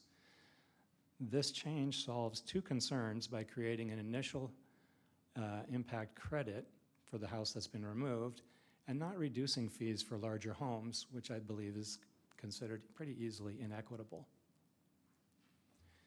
For additions, it's quite similar. If an existing home is 1,000 feet and they add 600 feet addition, the formula we use today is 600 added space divided by the original size. They would pay 60% of the full impact fee. In reality, if you add 600 feet to your house, what does it matter what the original size was to city services? I'm adding in example 2, I'm adding the same 600-foot addition to somebody who had a 2,000-foot house. They add 600 feet divided by 2,000, they pay 30% of the full fee. So the person who owns a larger house and builds the exact same addition will pay half the fee. It doesn't seem right to me. When I learned all this is what kind of triggered my wanting to bring this to your attention. The proposed fee change I'm making is additional square footage divided by 1,000 times the full fee up to 1%, 100%. We never want to charge more than the full fee, and we don't really care what the original house size is. I think it's irrelevant to the impact that the addition has on the city. So this solves the concern by disassociating the initial home size and not reducing fees for larger and typically more valuable homes. A whole new can of worms is accessory dwelling units. They're calculated differently, and they have additional state laws that further, I'd say, convolute it. By state law, and we adopt this, ADUs under 700 square feet, 750 square feet, pay no impact fees. And within San Gabriel, we have a limit of 1,000 square feet on an ADU. Also by state law, ADUs under 500 feet are exempt from school impact fees, because schools also are allowed to charge impact fees for what an ADU or a whole nother dwelling unit adds to the school district. We're not involved in their fee rates. We are only involved, excuse me, in verifying that they have complied with what the schools require. Our current practice in the city is to prorate ADUs for their size above 750 feet to a maximum size within the city of 1,000 feet. And that's multiplied by the second unit impact fee, not the primary home impact fee, for traffic, sewer, police, fire, and open space. As an example, if you were to construct an 800 square foot ADU, you're only building 50 square feet above the zero fee limit of 750, and we would divide it by the maximum size of an ADU, 1,000. You would actually pay 5% of the second unit fee. The next line is if you were to build a 1,000 foot ADU, the biggest size possible. The math we use is 250 square feet above the 750 fee exemption and divide it by the maximum size, or you'd pay 25% of the second unit fee. The concern I have here is that no ADU, no matter how big within the city, will ever pay more than 25% of what the fee could be, even in compliance with state law. And some results, in an extreme example of a very large home making a 1,000 square foot ADU, you could actually exceed the state law, which we don't want to do. The proposed change I have to this is to change the formula denominator to 250 instead of 1,000, and then multiplied by the single family resident rate, which is what the state law uses, up to the limit allowed by state law. So I want to have a condition in there that we can't exceed state law, but if you divide it by 250, you see in the next line, it prorates the additions over 750, from 750 feet being no fee to 1,000 feet, the largest ADU possible in San Gabriel, would pay the full limit, so long as it didn't exceed state law. State law, I think, also convolutes it a bit. This is a quote from the state law. Any impact fee changes for an accessory dwelling unit of 750 feet or more shall be charged proportionally in relation to the square footage of the primary dwelling unit. This is very similar to the flaw I pointed out in our additions and new homes. I think it's poorly worded and not really well thought out, with inequitable consequences that I think they don't really consider. It may make sense for agencies that charge much larger impact fees for larger homes, but we do not. We charge $14,500 no matter how big the new home is. So we don't have a sliding scale. I don't think we quite fit the state formula. Our fee is the same no matter what you want to build as a new house, which is what state law refers to, is impact fees on a new dwelling or the primary dwelling that's there. The intent, I believe, of the state law is to place a fee cap on ADUs to not exceed the proportional ADU size relative to the primary dwelling. The actual effect in San Gabriel with our fixed fee system is that larger homes will pay a smaller fee for the same ADU that a smaller home will be, because the state law says to proportionalize the fee in relation to the size of the ADU size to the dwelling size. At least that's what we've been doing since we've adopted the state law. I don't think that's really the intent, and I don't think the state law really understands that our fixed fee gives the consequence of smaller homes paying bigger fees. It, again, doesn't seem quite equitable, and why I want to elevate it to your attention. The state law with examples, which I kind of just went over, is if by state law, if a 1,000-foot home adds a 1,000-foot ADU, they would pay a 1,000-foot ADU size divided by the original home, or pay the full impact fee on a new home, $14,500. If a 2,000-foot built the exact same ADU, the formula we've been using for years is they would pay half the fee. Again, the larger home pays a lower fee than the smaller home. It feels very inequitable. So the concern is larger homes pay lower fees, smaller homes pay larger fees. The proposed solution I'm saying tonight is to interpret state law to mean really that ADUs, smaller ADUs pay smaller fees and larger ADUs pay larger fees, and such fees are never more than what the existing primary dwelling fee should be. That is, I think, really key to their intent, is that ADUs would never be charged more than a full new house, even though they quite often are considered a full new house. So the proposed fee methodology that I already stated that we would apply for ADUs, which is the final line, take the size over 750 feet divided by 250 times the new dwelling fee should actually comply with state law, what I believe their intent was. Don't consider a break for larger homes in fees. That doesn't seem right. So the financial impact of everything I'm proposing, looking at last year's permits issued, is that for non-ADUs, which are additions and new homes, we would not exempt additions under 25% because that favors larger homes getting a cheaper break or a larger exemption, and granting the 50% credit for a removed dwelling, which I think to me is logical and in the spirit of fairness, I recommend it. That would reduce our revenue by $30,000. This is not general fund revenue. It goes into our development impact, the 5 different development impact fees, but largely we'd collect a little more for not waiving exemptions based on percentage, and we'd collect less on giving a credit for homes that were removed that were already contributing to infrastructure and services. For ADUs, the fee change in the methodology that I recommended would not favor larger dwellings and not cap out at 25%, and interpret state law to really mean larger ADUs with larger primary dwellings should pay a higher fee, and smaller ADUs with smaller primary dwellings should not pay a higher fee. And that based on our considering that San Gabriel uses a fixed impact on new homes regardless of size, would actually increase our development impact revenue accounts by $180,000. The majority of this is because, as I pointed out earlier, the largest ADU we allow is only charged 1/4 of the fee. That's why it's more. The last line is really the numbers from last year's permits, fiscal year 22-23. We did have 5 new homes permitted, 27 additions, and 46 ADUs over 750 feet that would have been subject to these proposed changes. The last line, again, is just repeating, this does not affect the general fund. It goes to the 5 development impact funds.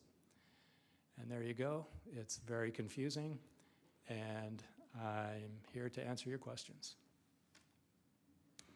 Thank you, Greg. Just the one thing I took away from that is that the state had a poorly worded and not well thought out plan. Yeah. Surprise, surprise.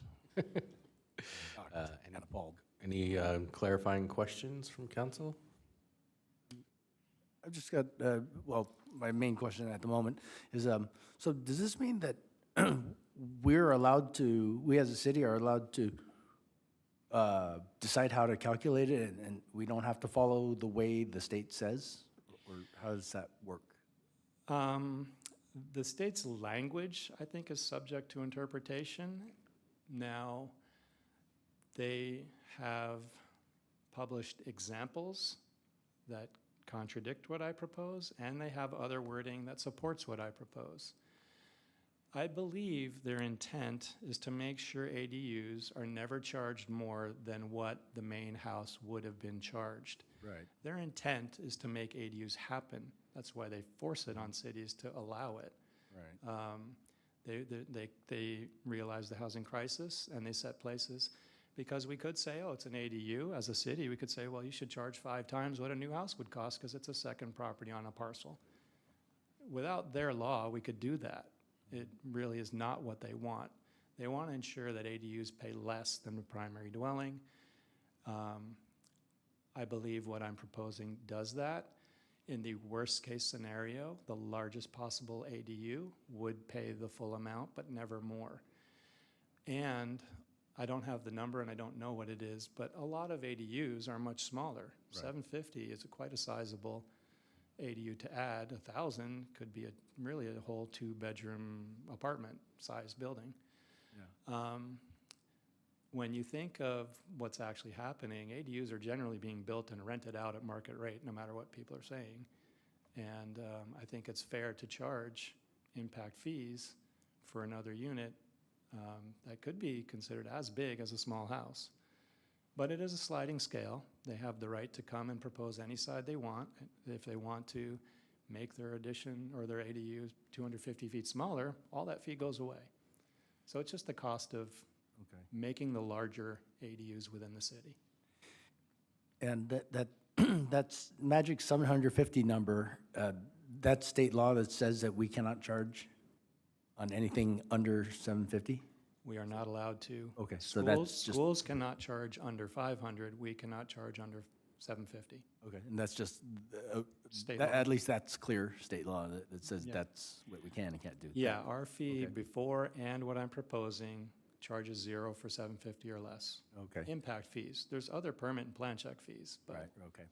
Yeah, I mean, thanks for the presentation. I mean, your logic seems good. I mean, you brought up the issues of equity and how it doesn't seem fair that bigger properties pay less, but okay. That's all I have for now. Thank you. Thank you. Any further clarifications? Vice Mayor Wu. Thank you, Mayor. Well, thank you very much, Greg. This is I understand that you tried to summarize and simplify the whole complicated numbers here. I read several times of this staff report. There's several magic number, which is the first one is impact fee, $5,520.61. And another one is called second units total impact fee, $8,956.74. The last one, the number I match here, which is the total impact fee for brand new residential single-family dwelling is $14,595.29. So this is like a pretty key numbers, all three in your report. The number is not going to change, but the way we calculate will change. that's correct. I have it on the screen right now, the slide you're referring to. Right. These numbers are all right out of our current fee schedule. They do adjust annually, but these are what they are. I'm not proposing to change any of them. Okay, so it shows there are some, you have made several good example here. So that example, it shows the residential impact fee, $5,520.61. Is that just an example numbers, or that is an actual number our city is charging? It's in your Let me staff see which one. report. I don't remember what slide. On page 2. 2. I don't see Oh, the numbers staff here. report. Just curious. Yes, if it's in the staff report, it would actually be the actual number. On your example. Like for example, example 1, example 2, example 3. I mean, they are all having the number. It's the red page 2? 520. Red page 2 of staff report, right? Yes. Yeah, right. Second page. So I assume this is the number that this is what the number our city is charging for the impact fee. Yes. I see. So now you said the increase of 25% or less are exempt from the impact fee. So let's say if the property has, there's a property is 3,000 square feet, and now they would like to add it like 1,000, which is like 25%. So they actually do not need to pay anything. Is that the current system, how the current system works? If they have a 1,000-foot house and they add 1,000 square feet, they're adding 33%. They're not exempt anymore. They're not from exempt fees. anymore. Yes. Oh, so actually there is a cap for the size. Well, if their house was 4,000 feet, they could add 1,000 square feet and not pay any impact fee. And once we change the policy, then we are able to charge a more reasonable, Yes, right? I'm proposing to get rid of the exemption for waiving it for additions under 25%, because I feel it's inequitably applied, where larger homes get exempt and small homes do not for the same additions. And ADU is a newer things to our community, not only in our community, but also in our country. I think that ADU is more like we are trying to we allowed the homeowners on the R1 zoning to convert their either the back units, especially garage, into a residential unit. So that is called ADU. Yes, there's a variety of ADUs. It could be a garage conversion. It could be sealed off space within a home. It could be a detached structure. There's quite a big variety of what an ADU is. That has to meet certain criteria to qualify, but what I'm really discussing tonight is not really converting space within a house. That's not adding space. Not within the house, It's but not additional. really converting a garage unless you happen to have a very large garage, more than 750 feet. But it really is, this refers to attached and detached big additions that would be considered an ADU, over 750 feet. May I get to know a little more about the attached? What is the regulation for the homeowners? They would like to increase their property, but attached. That means they are able to build more square footage than just additional bungalows in the back of the unit. I am not an expert on all the rules for what's allowed in San Gabriel. Well, by state law, well, by our local code, you can only add up to 1,000 feet. What this helps people out sometimes, and I'm sure our community development director can help, but when you declare something an ADU, you can also get out of some other restrictions like side and rear yard setback and other things. ADUs have a lot of leeway to make them possible, and those are generally rules set by a higher level government to make it happen. A lot of cities are against ADUs, and the state wants it to happen. It's to help a high price housing crisis that they define it as. So if you make it easier for people to add units and get away and create ways around local ordinances to stop it, that was their intent. That's why tonight I'm really discussing the fee section, not so much what's allowed by size or setback or height or all these other requirements that we have on development. Right. I think that the reason I'm asking those questions because I believe public would like to know the reason or what would impact them when we have a new fee policy. So there's one example shows on the page 3. The example 4, the local practice, is that for any size dwelling that adds an 800 of square feet ADU, so the calculation is like a 8,956.74, then times the additional like a 50 square feet, which is like 800 minus 750, because 750 is the number that will start charging them. The anything below 750, we don't charge the impact fee. So the additional 50 that will be calculated. So they are not really being charged as a lump sum, like the whole things again, No. because they've been already using for. We've scaled it all along. We didn't want a 750-foot addition to pay nothing and a 751-foot addition to pay $12,000 or whatever it would be. That is, it's very frustrating if you turned in plans that were 751 square feet and you realize later and you go back to your architect and you pay them fees to knock off a few square feet to get around this fee. And so we've all along proportionalized it from 750 being 0 and currently to 1,000 being 25% of the allowable fee. I'm proposing to make the 1,000 the full fee, which is why the revenue is actually higher over the year.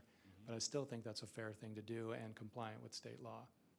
So we are not overlapping we charge them, but we charge just the additional new portion. So It's not proportional. Proportional, okay. Yeah. Got it. Thank you. Any further clarification of the report? I don't think I have clarification. Mine might be deliberation, so I'll hold it off. Okay. All right. Do we have any public comment? I have not received any speaker cards. Is there anyone in the audience that would like to address council? Aldo, you look, that's kidding. Seeing none, I will close public comment on this item. Now it's council discussion. Any discussion items? No? I have one. I'm not sure if it's discussion or clarification. It might be clarification, but I have a question regarding what you called, I guess, unfair or inequitable of a larger house?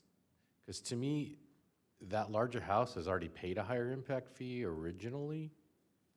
And if you adjust for inflation, they've lost that amount of money they paid originally as opportunity costs they could have invested. So it sounds now, because, oh, it's already a bigger house, they're paying less, but they've already paid more in the past than this first one did. So in your example, a 1,000 square foot house versus a 1,500 square foot house, the 1,500 square foot house already paid more previously. Let's say they're built the same year. This one already paid more. And so they've had that loss of money that they paid out originally since, if it's 10 years, 15 years, 20 years. So to me, it's not inequitable, it's just a timing thing. They decided originally, I'm building my house bigger, and now I want to add. The other one's built it smaller, and now they want to add. Whether it's the original owner or not, that fee gets baked into the cost of the house. Additionally, the larger house is assessed more originally, so over the years, they've paid more in fees to us, because the impact fee is just a one-time fee, but we get property taxes every year, so that larger house has also been paying higher taxes every year. So to me, I don't see an equity problem, because eventually they're going to get adjusted and evened out from taxes. So it's not a big issue to me. I don't see it as inequitable. Like, I paid my fees earlier, you're paying them now. I understand where you're coming from, but I just don't agree with that. Well, it's still convoluted, because if you refer to property tax, the small house on a giant lot also paid a small impact fee, but it's taxed higher than a bigger house on a small lot. That's a assessor issue. That's Well, not a you're San Gabriel referring to issue. taxes. We get the benefit of that, I agree. Yeah. It's kind of a convoluted way that you get assessed a huge amount on a pretty much just a lot with a small house on it. I think there's some equity issues there, but that's not something the city has any control over. That's the True, assessor's value. and our taxes are really based on sales price. Correct. And they reset every time it sells. Correct. That's our Prop 13, our wonderful Prop 13 that saves you from having to sell your house out from under you. But I do think that there is it is quirky, but I don't see an issue where I already paid more fee, and then let's say it's 10 years ago, whatever that fee difference was, that amount of money could have been put into even a low-earning mutual fund would have doubled your money by now. That money is gone because I paid it in fees, whereas the lower-cost house had that value that they could have invested in. It kind of balances out in the end. Whether they did that or not is on them. That's on the person that decided to build the smaller house and not invest. So to me, it's 6 in one hand, half dozen in the other. In the end, it's a zero-sum game, but now we're tweaking that. So it's just my opinion. I like to convolute the math. I know the math was already simple here, so I need to make it a little harder. Just my opinion. It's fine. The only thing I would add to that, Mayor Harrington, your tax comment is I think right on par. The development impact fees only apply to units that were built after 2004. So it's a very small universe of new homes or additions that happened after 2004. But you're right that they've been paying higher taxes on a larger house. Yeah, because that's when we adopted the fee ordinance. Fee ordinance, right. That's it. That's my only comment. Other than I agreed that there's a poorly worded statute. So before then, before 2004, there was no impact fee? Or is that what that means? That's correct. We had building and safety fees and plan check fees and all of those, but impact fees only came into existence in our city in 2004. Before that, there was no impact of building. All right. Any other further discussion? Councilmember Menchaca. Greg or Aldo, can you just explain ADUs and long ago, I think they were called granny flats, and then they became more formal, but can you, so the public kind of understands, because I think people still don't quite understand what ADUs are. Want to address the variety of them? Sure. Good evening, Council and Mayor and Council.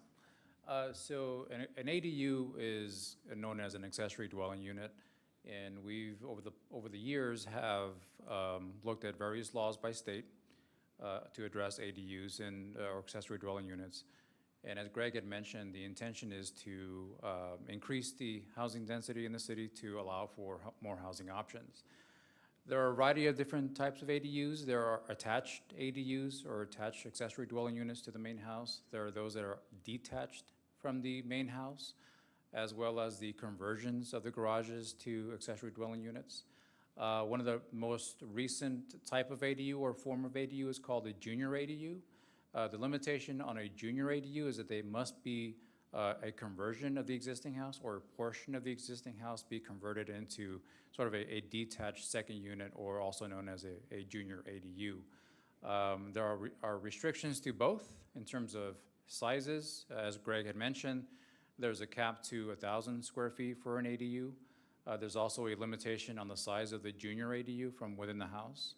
There are a variety of other setback requirements and height restrictions and locations that must be applied to for ADUs, and those have changed over the years from height requirements of 16 feet to setbacks of 4 feet and separations to other structures, as well as what must be within the accessory dwelling unit, i.e. kitchens, kitchenettes, cooking facilities, cooking amenities, as well as having a separate entry to the ADU. So there are a variety of different types, a variety of different architectural styles to these accessory dwelling units. And this is an ever-changing law, and I think we're dealing with one currently that it's working its way through the legislature that adds additional flexibility to accessory dwelling units, and we'll be looking to address that sometime in the near future. But these ADUs can be constructed pursuant to our development standards, but also to address increased housing in our city. And as the council is well aware, we're using accessory dwelling units to fulfill our obligation for the state when it comes to our regional housing needs assessment, or ARENA, which we have to try to meet in the next 7-8 years. Could you remind us the number, the outrageous number that was assigned to us? It's about 3,019 housing Over units. 8 years? So the housing element was certified by the state last year. So we have an 8-year period to address policies that allow for the construction of these units. We're not obligated to meet that number. We're obligated to fulfill our programs for housing, i.e. whether ADUs or through our mixed-use development projects, to try to meet that target. But it's over 3,000 housing units. And for now, there's no punitive damages to the cities, but I think there has been talk, because it's been 8 years, over 8 years, that we have a program, we have a plan, all cities do, and no one meets them. So I do know, I have heard, they are considering some type of punitive damages too. That I've heard of as well. With respect to the city of San Gabriel, we have a certified housing element, so there are no negative impacts to the city as of yet, as long as we continue to fulfill our obligations that are built into the housing element, which is establishing further ADU requirements, or looking at additional mixed-use options or housing opportunities in our city. If we continue to go down this path of meeting our programs, we will be in good shape. Thank you. So, I mean, I look at this differently from the mayor. I mean, if you have a bigger house, you're going to have to pay more, whether it's an addition or it's property taxes. I believe this does improve fairness. I don't believe small homes should be paying higher impact fees than a larger home. And so the only thing I would add to this is reevaluating it after a year, make sure any of the nuances, are addressed.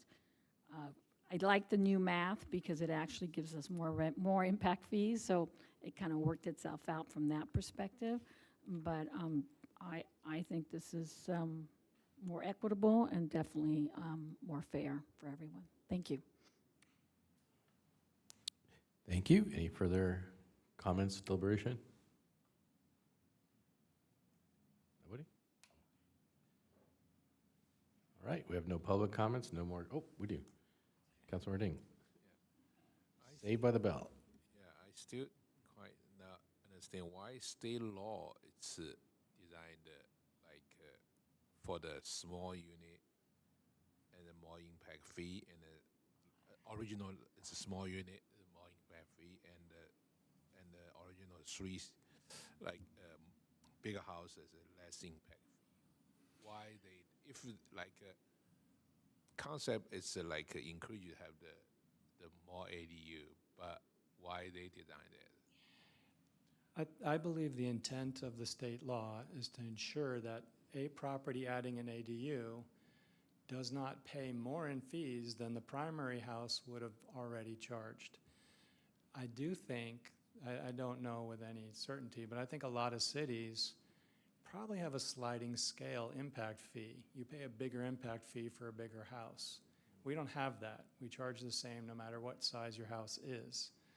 So with the state law, I don't know this, but I'm presuming if the majority of cities have sliding scales, a large house, maybe a house twice as big, pays twice the development impact fee as a small house.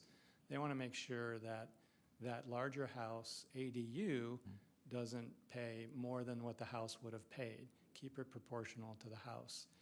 I don't think their logic quite works in our city where we charge the same fee for every size new house.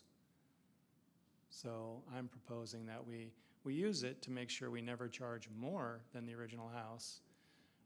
That's certainly black and white, but also to just proportionalize it from 751 to 1,000 square feet, the range we will allow that can have a fee to it, to charge that as a sliding scale from 0 to the full fee. So this state law is after they have the state proposition for the ADU. Yes, it's the newest one that came out in 2021.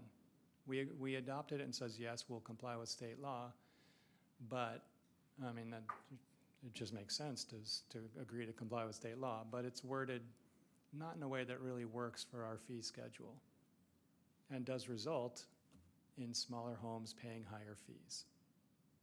Okay. So after we change it, but anything less than 750, we still cannot charge. We will not charge, no. So the new, if we stay, our city change it, is it, my concern also is again the state law, or we can change it to state law? Or No, we can't change state law, but I think it's worded not clear in black and white. And I think we can argue that in the spirit of fairness and the intent of the law, because it doesn't really work with our fixed fee schedule. So a home that pays a development impact fee for a 1,000-foot home pays the same impact fee as a 4,000-foot home. If that house later added an ADU, the 4,000-foot house would pay a quarter. It's not, I don't think that's what the state ever intended. It should make sure that it pays a small fraction of what the primary dwelling was. Okay. But in our city, since we charge the same, instead of charging 4 times more for a house that's 4 times bigger, that kind of falls in line with what the state would say, charge it proportionally smaller, but our fee is the same for every size. So my concern, it's like the state law, the wording is not clear. So is it possible that the state clear this situation? And by the way, if we change, it's really different to the state law. Is it possible? That's a question for the city attorney, Keith. Is there any potential lawsuit for the future if we decide change that? Is there any potential lawsuit if we decide to adopt the ordinance that's being proposed? Yeah, propose it because the state law, cities can do our local control to override the state law. Well, I didn't review this item. Martin did, and worked with the staff on that. And so I think, my conclusion is it's lawful, or we wouldn't be proposing it. On the, Okay. I guess speaking as a lawyer now, we can be sued for anything, right? And if we're proven wrong, we would have to ultimately refund any overpayments as determined by the lawsuit. That would be my understanding. Yeah, I understand it's, you want to like, it's a way where like a favor for the small unit if they want to encourage they, actually it's encourage they have the ADU. That's the intention to do that, right? I think the intention of the state law is to make sure ADUs were charged less, proportionally less, to the fee of the primary dwelling. But actually If you just look at our city, where every size dwelling pays the same fee, then their simple statement of saying pay proportional, the larger homes get a bigger discount. I don't think that's what they meant. Okay. So after you change it, it's not tied with the original square footage, just whatever they, like more than 750. Correct. We are just proposing a sliding scale from 751 to 1,000 square feet. That's the only range we have in San Gabriel that can be feed, and we'll just proportionalize it from 0 to the full fee. Okay. If they additional the 1,000, it's a full impact fee. Yes. It's 14,000 something. Yes. Okay. Okay. All right. Thank you. Thank you, Mayor. So I actually have a further question on that line, Greg, then. If we have a flat fee, basically, that can be, or the capped fee, no matter what size house you're building, how do we call that equitable if someone has a blank piece of property and builds a 4,000 square foot house, pays the same as an ADU that's 1,000 square feet? Because that's what we're proposing here. That's true. Okay, That's so that, to me, it just whole nother makes, presentation. yeah, to me, well, it just makes no sense why you would have a fee that really all they're doing is exceeding the exemption by 250 square feet. So they're paying much more per square foot than someone building a giant house. That's true. Our fee structure doesn't consider the size.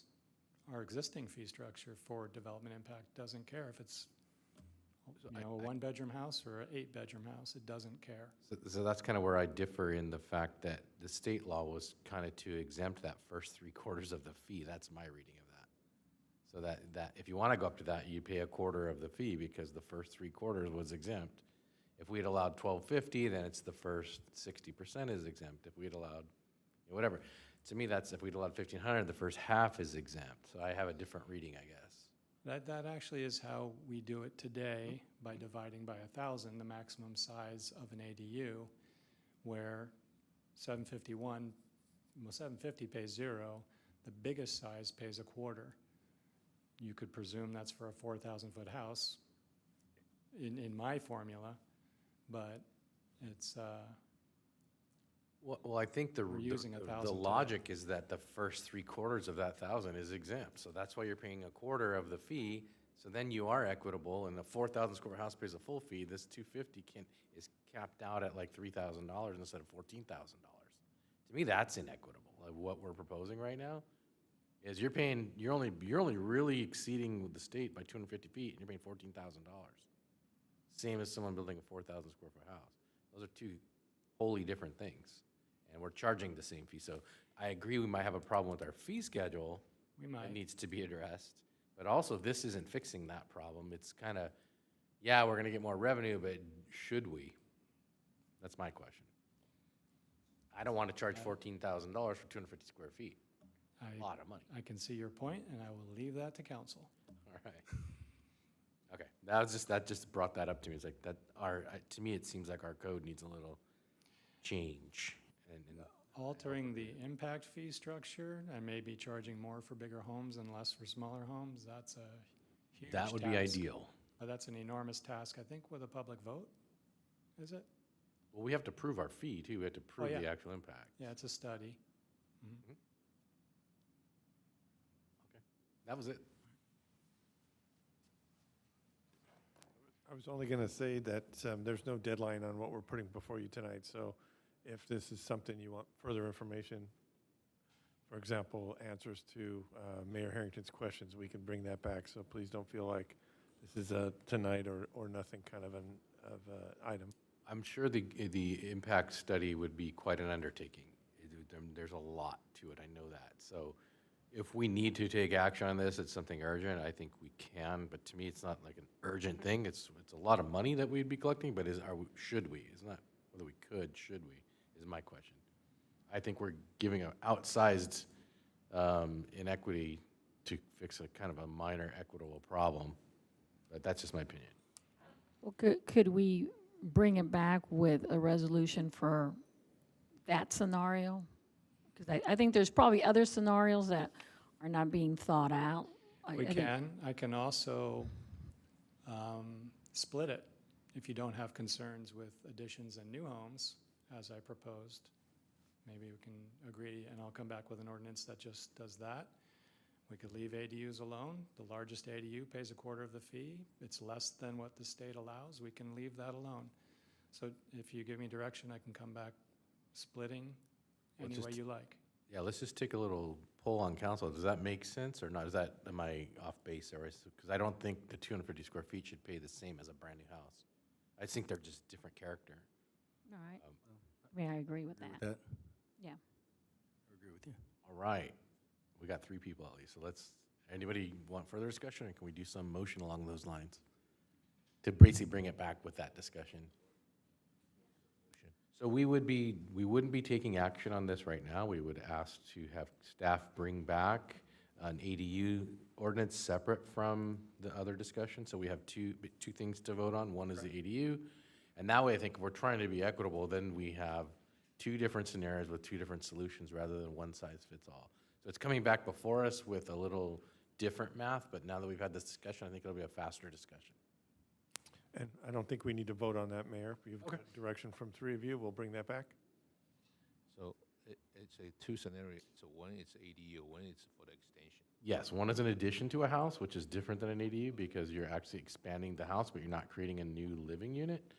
And so that has a whole different scenario than an ADU, which is a brand new place for someone to live next to the house.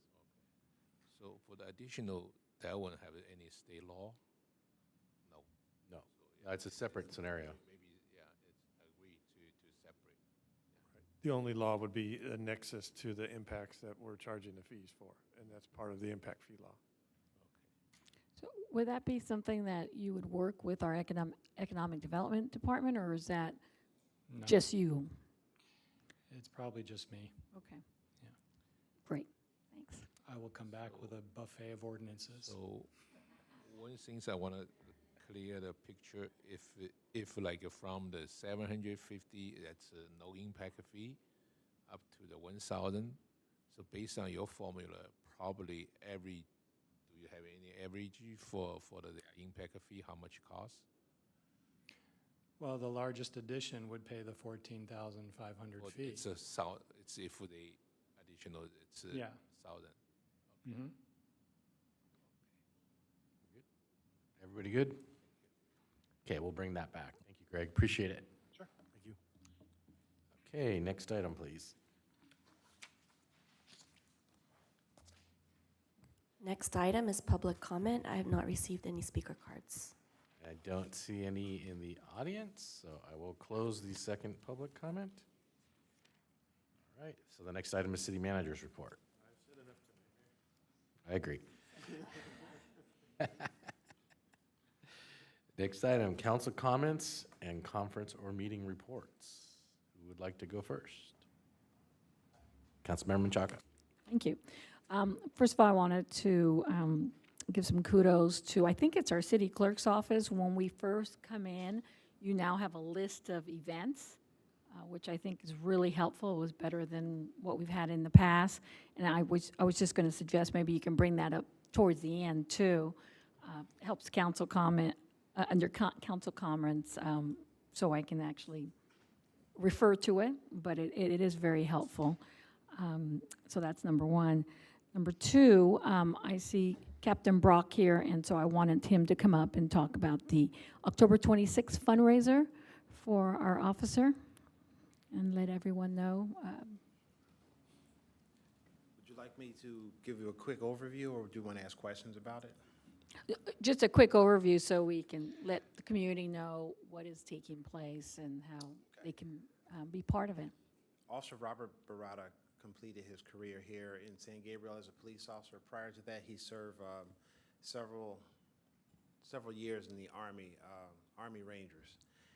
If you don't know, that unit is always forward, and they're always involved in something around the world, and it's a very difficult job. It took its toll. He saw combat at least twice over his time in the service. When he completed his service, he came to San Gabriel and became a police officer, served a full career, and obviously he works one of our canines. I think he has Eddie, or I don't know which one he has.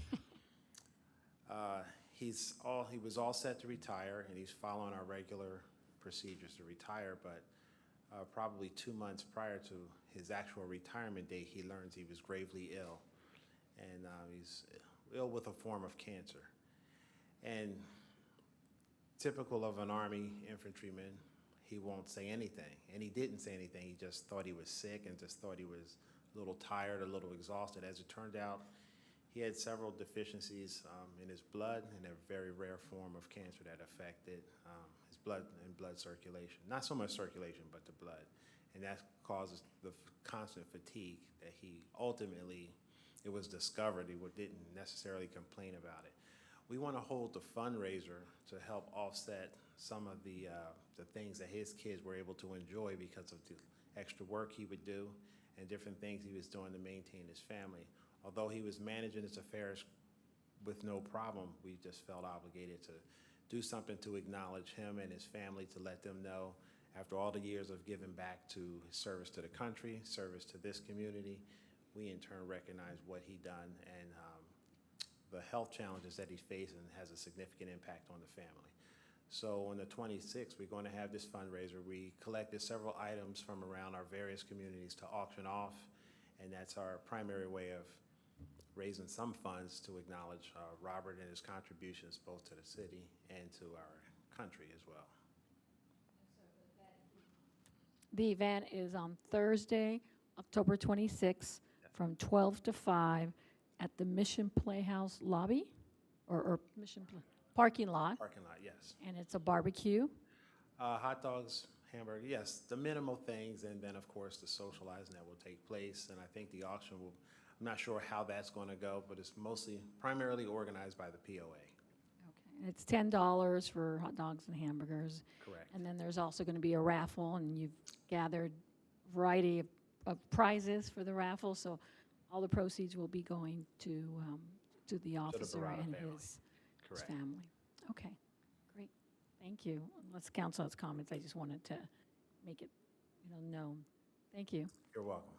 And then I see, Battalion Chief Brad Davis. Did you want to talk about the CERT program that's coming up? I know you're always looking for new participants.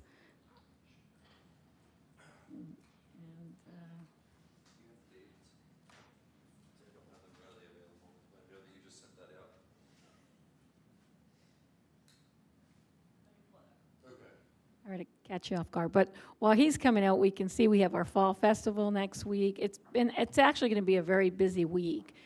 We have our drug take back event that's also coming up, Dia de los Muertos on November 2nd. So lots to keep our residents and just the communities, because we have people from all over coming to join us. So thank you to the staff, particularly community services, for all these wonderful ways to get our community engaged. Okay, your turn. Ready now. Sorry, you did catch me off guard. Yeah, so we will have our next CERT class is in November. It's going to be 11/17 through 11/19. I believe that our PIO actually has just put out, hence why I had to go to her to get the dates, some notification via our social media so that we can hopefully get a nice full class. It's an opportunity for community members to come in, learn some good disaster-related skills, some emergency preparedness and awareness, and how they can participate in, should we have some event of that nature within the city of San Gabriel, how they can interface with us, interface with PD, and participate in the mitigation and recovery. Great, thank you. And you accept, what, 12 members, or what's your? I don't know where we're capping it right now because we Okay. changed, yeah, we've had a couple of things in flux, but I would have to get back to you on that. That's okay. And is it just for San Gabriel residents, or if others want to come from other cities?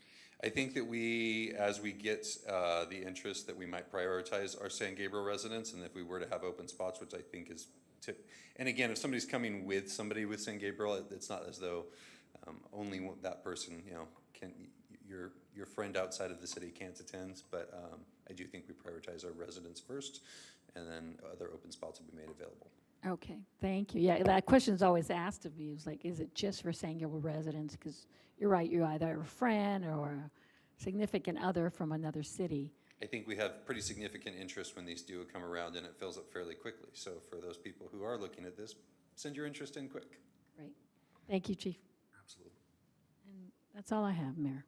Thank you, Councilor Chaka. Anyone want to go next? Yeah, sure, I'll go next.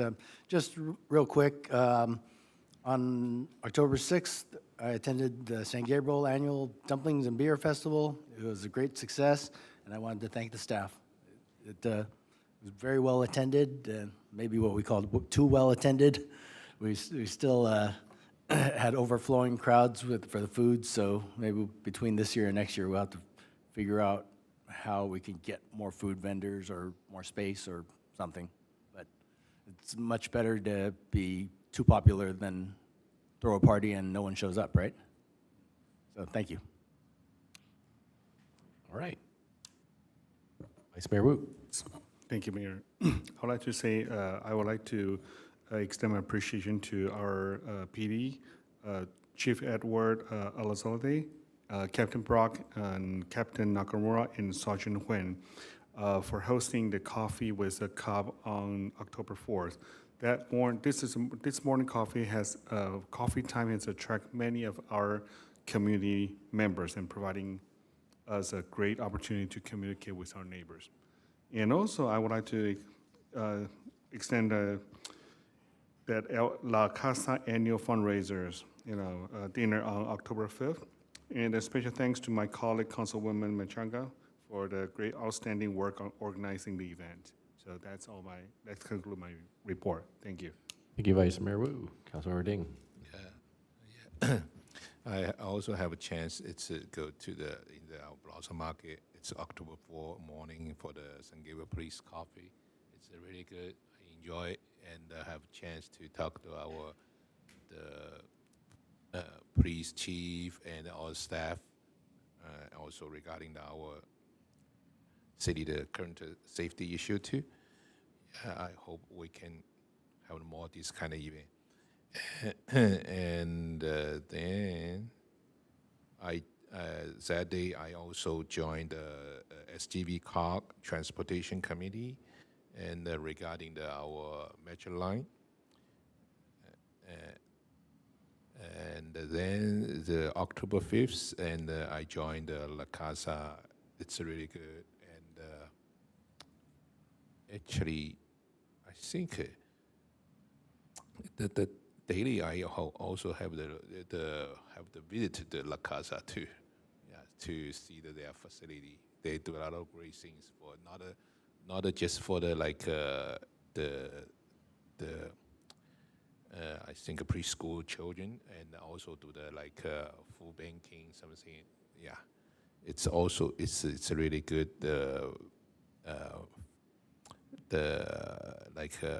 Historical facility too, and definitely dumpling and beer. Even I have the ceremony and I go to another event, and I come back almost 9:30, enjoying last minute. It's really like give to the outdoor your department, and the design on this time it's all the food truck on the Mission District at the Mission Brew Drive, and use the Santa Anita for the expanded the space for the brewery. So it's keep the people, if beer tastings, they have the more space. Yeah, I like this kind of designs. Hopefully next year continue to do that, and I feel more safety too. And October 7 and 8, I announced too. It's we have the Asia Fall Festival, and I go to the 2 days because our St. Gabriel Hope Line Cup also one of the participation. So it's really like have the like Asia community event. It's a lot of the dancing and the Asia culture too. Yeah, and then it's a lot of these 2 weeks. A lot of things. Okay, and let me see. I just gave okay. It's October 11th. That's I want to report it. I have the chance to spend like almost 3.5 hours for metro ride along. It's I just wanna because our metro it's really like far away for our city, right on the north on the 210 almost, okay, and the south it's near to the 60. I think it's more close to us is the 210. So I just wanted some experience to help our community. But that's I also want to suggest maybe also with the metro, the last mile, how they can help our city, the resident, to go to the metro line station, and it's they currently it's staff from the Azusa Citrus College, that station, but it will be extended to the Pomona too, and all the way down before they just go to the Union Station. Right now, you don't need a transfer, just direct go to the Long Beach. But if the whole thing it's probably take like more than 2 hours.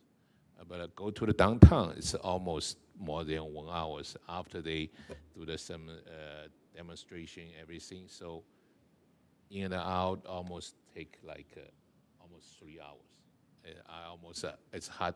Finally, I still catch the sanitation meeting too. Okay, so yeah, so it's that one, and it's really I try to do my best. It's encourage you for future our resident can have the chance to take the metro line. And yeah, and it's on the 14th. I really appreciate our PIO and Mark gave it to us the media training for our city council. It's really useful for us if we face the press. Yeah, and I have another event. Let me see. Okay, yeah, that's it for my report. Thank you, Councilmember Ding. I think everything in the last couple of weeks has been covered, but I would still like to acknowledge staff's, everyone on staff that made that Des Bear event go off so well. And let's start planning tomorrow for the next one. Okay. So I don't have any further comments than that. We don't have any closed session tonight. Tonight I'd like to adjourn and just, I talked to Mark about this, just to denounce the terror attacks that have happened in Israel, and acknowledge all the human suffering and tragedy that's going on there, and we all should think about that and pray for those that are suffering and for the return of the hostages and